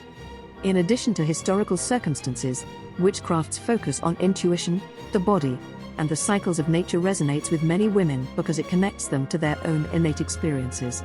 The lunar cycles, for example, have long been tied to fertility and the cycles of menstruation. The phases of the moon and the rhythms of nature often mirror women's bodily rhythms, offering a form of spiritual synchronization that feels deeply personal and relevant. In a world that often discourages women from connecting with their own bodies or intuition, witchcraft invites them to reclaim these aspects of themselves. It's a practice that encourages women to trust their inner wisdom, a wisdom that often goes unrecognized or unappreciated in traditional male-dominated power structures. In addition to personal empowerment, witchcraft offers women a way to connect with a long line of spiritual and cultural traditions. Many of the rituals and symbols of witchcraft are deeply connected to feminine archetypes: the mother, the crone, the maiden, the wise woman, figures that embody aspects of womanhood and the life cycle. By engaging with witchcraft, women can tap into a lineage of wisdom and magic that celebrates the fullness of the feminine experience, whether through childbirth, menstruation, or wisdom gained through age. It's a reminder that the power and wisdom of women have always existed, even in the face of suppression, and witchcraft allows women to reclaim and honor that power. The rise of modern witchcraft, especially in the form of Wicca and New Age practices, also emphasizes equality and empowerment. Wicca, for example, was one of the first modern religions to explicitly embrace the equality of the divine feminine and masculine, symbolized by the goddess and the god. For many women, the goddess represents an ideal of feminine power that is nurturing, intuitive, and wise, offering a counterbalance to the traditional patriarchal deities that have long held dominance in most of the world's major religions. The goddess in Wicca isn't distant or wrathful, she is present, relatable, and deeply tied to the rhythms of the earth and the human experience. Modern witchcraft has become a way for women to embrace their own agency, to take control of their health, their destiny, and their power. Whether it's through the use of crystals to promote healing, spellwork for manifestation, or tarot cards for self-reflection, witchcraft gives women the tools to navigate life's challenges on their own terms. In a world where women are often taught to second-guess themselves, to doubt their intuition, or to conform to social expectations, witchcraft encourages them to trust their instincts and follow their own path. There is also an element of community and sisterhood within modern witchcraft that draws women in. The idea of a coven, a group of witches working together in ritual or in pursuit of common spiritual goals, offers a sense of belonging and solidarity. Historically, women were often isolated from one another by societal expectations, but covens allow for the creation of safe spaces where women can be vulnerable, share knowledge, and support each other in their spiritual practices. This sense of sisterhood can be incredibly empowering, as it reinforces the idea that women are stronger together, and that magic is amplified when it is shared and cultivated in a communal setting. In the context of today's world, many women are drawn to witchcraft as a way to carve out space for themselves, to counterbalance the stresses of modern life, and to create a deeper sense of connection, both to themselves and to the world around them. Witchcraft is no longer about hiding in the shadows or living in fear. It is about embracing the mysterious, the transformative, and the empowering. It invites women to connect with a tradition that honors the body, the cycles of life, and the power within. It offers them the freedom to explore their own spirituality and to choose a path that resonates deeply with their own experiences and desires. Whether through the quiet act of lighting a candle or casting a spell for empowerment, witchcraft gives women a way to make their intentions known, to shape their lives, and to reclaim their place in the world. In conclusion, witchcraft's strong association with women is both a result of historical oppression and a response to a deep-rooted, intuitive connection to nature, the body, and the spiritual realms. It is a practice that invites women to reclaim power in a world that has often sought to limit their autonomy. The continued attraction of witchcraft to women speaks to a universal human need to connect with something greater, to honor the cycles of life, and to embrace the mystery of the universe. In a society that often disconnects us from the sacredness of the earth and the depth of our inner selves, witchcraft offers a way to restore balance, to heal, and to empower. It is, in essence, a spiritual path for those who seek to align themselves with their deepest truths and the timeless rhythms of the world around them. Thank you so much for watching. This video has been a labor of love, as I delved deep into the rich and complex history of witchcraft, from ancient myths and medieval fears to modern portrayals and cultural shifts. Exploring the evolving significance of witches has been both fascinating and rewarding, and I'm thrilled to share this journey with you. If you'd like to learn more or dive into some of the sources I used, you'll find a comprehensive bibliography in the description for further study. I hope this video has sparked your curiosity as much as it has deepened my own appreciation for this timeless and multifaceted topic. If you enjoyed this exploration, please consider hitting the like button and subscribing to the channel. Your support helps me create more content like this and ensures you won't miss future videos. There's plenty more exciting content in the works, and I can't wait to share it with you. Until next time, thank you for joining me on this magical journey.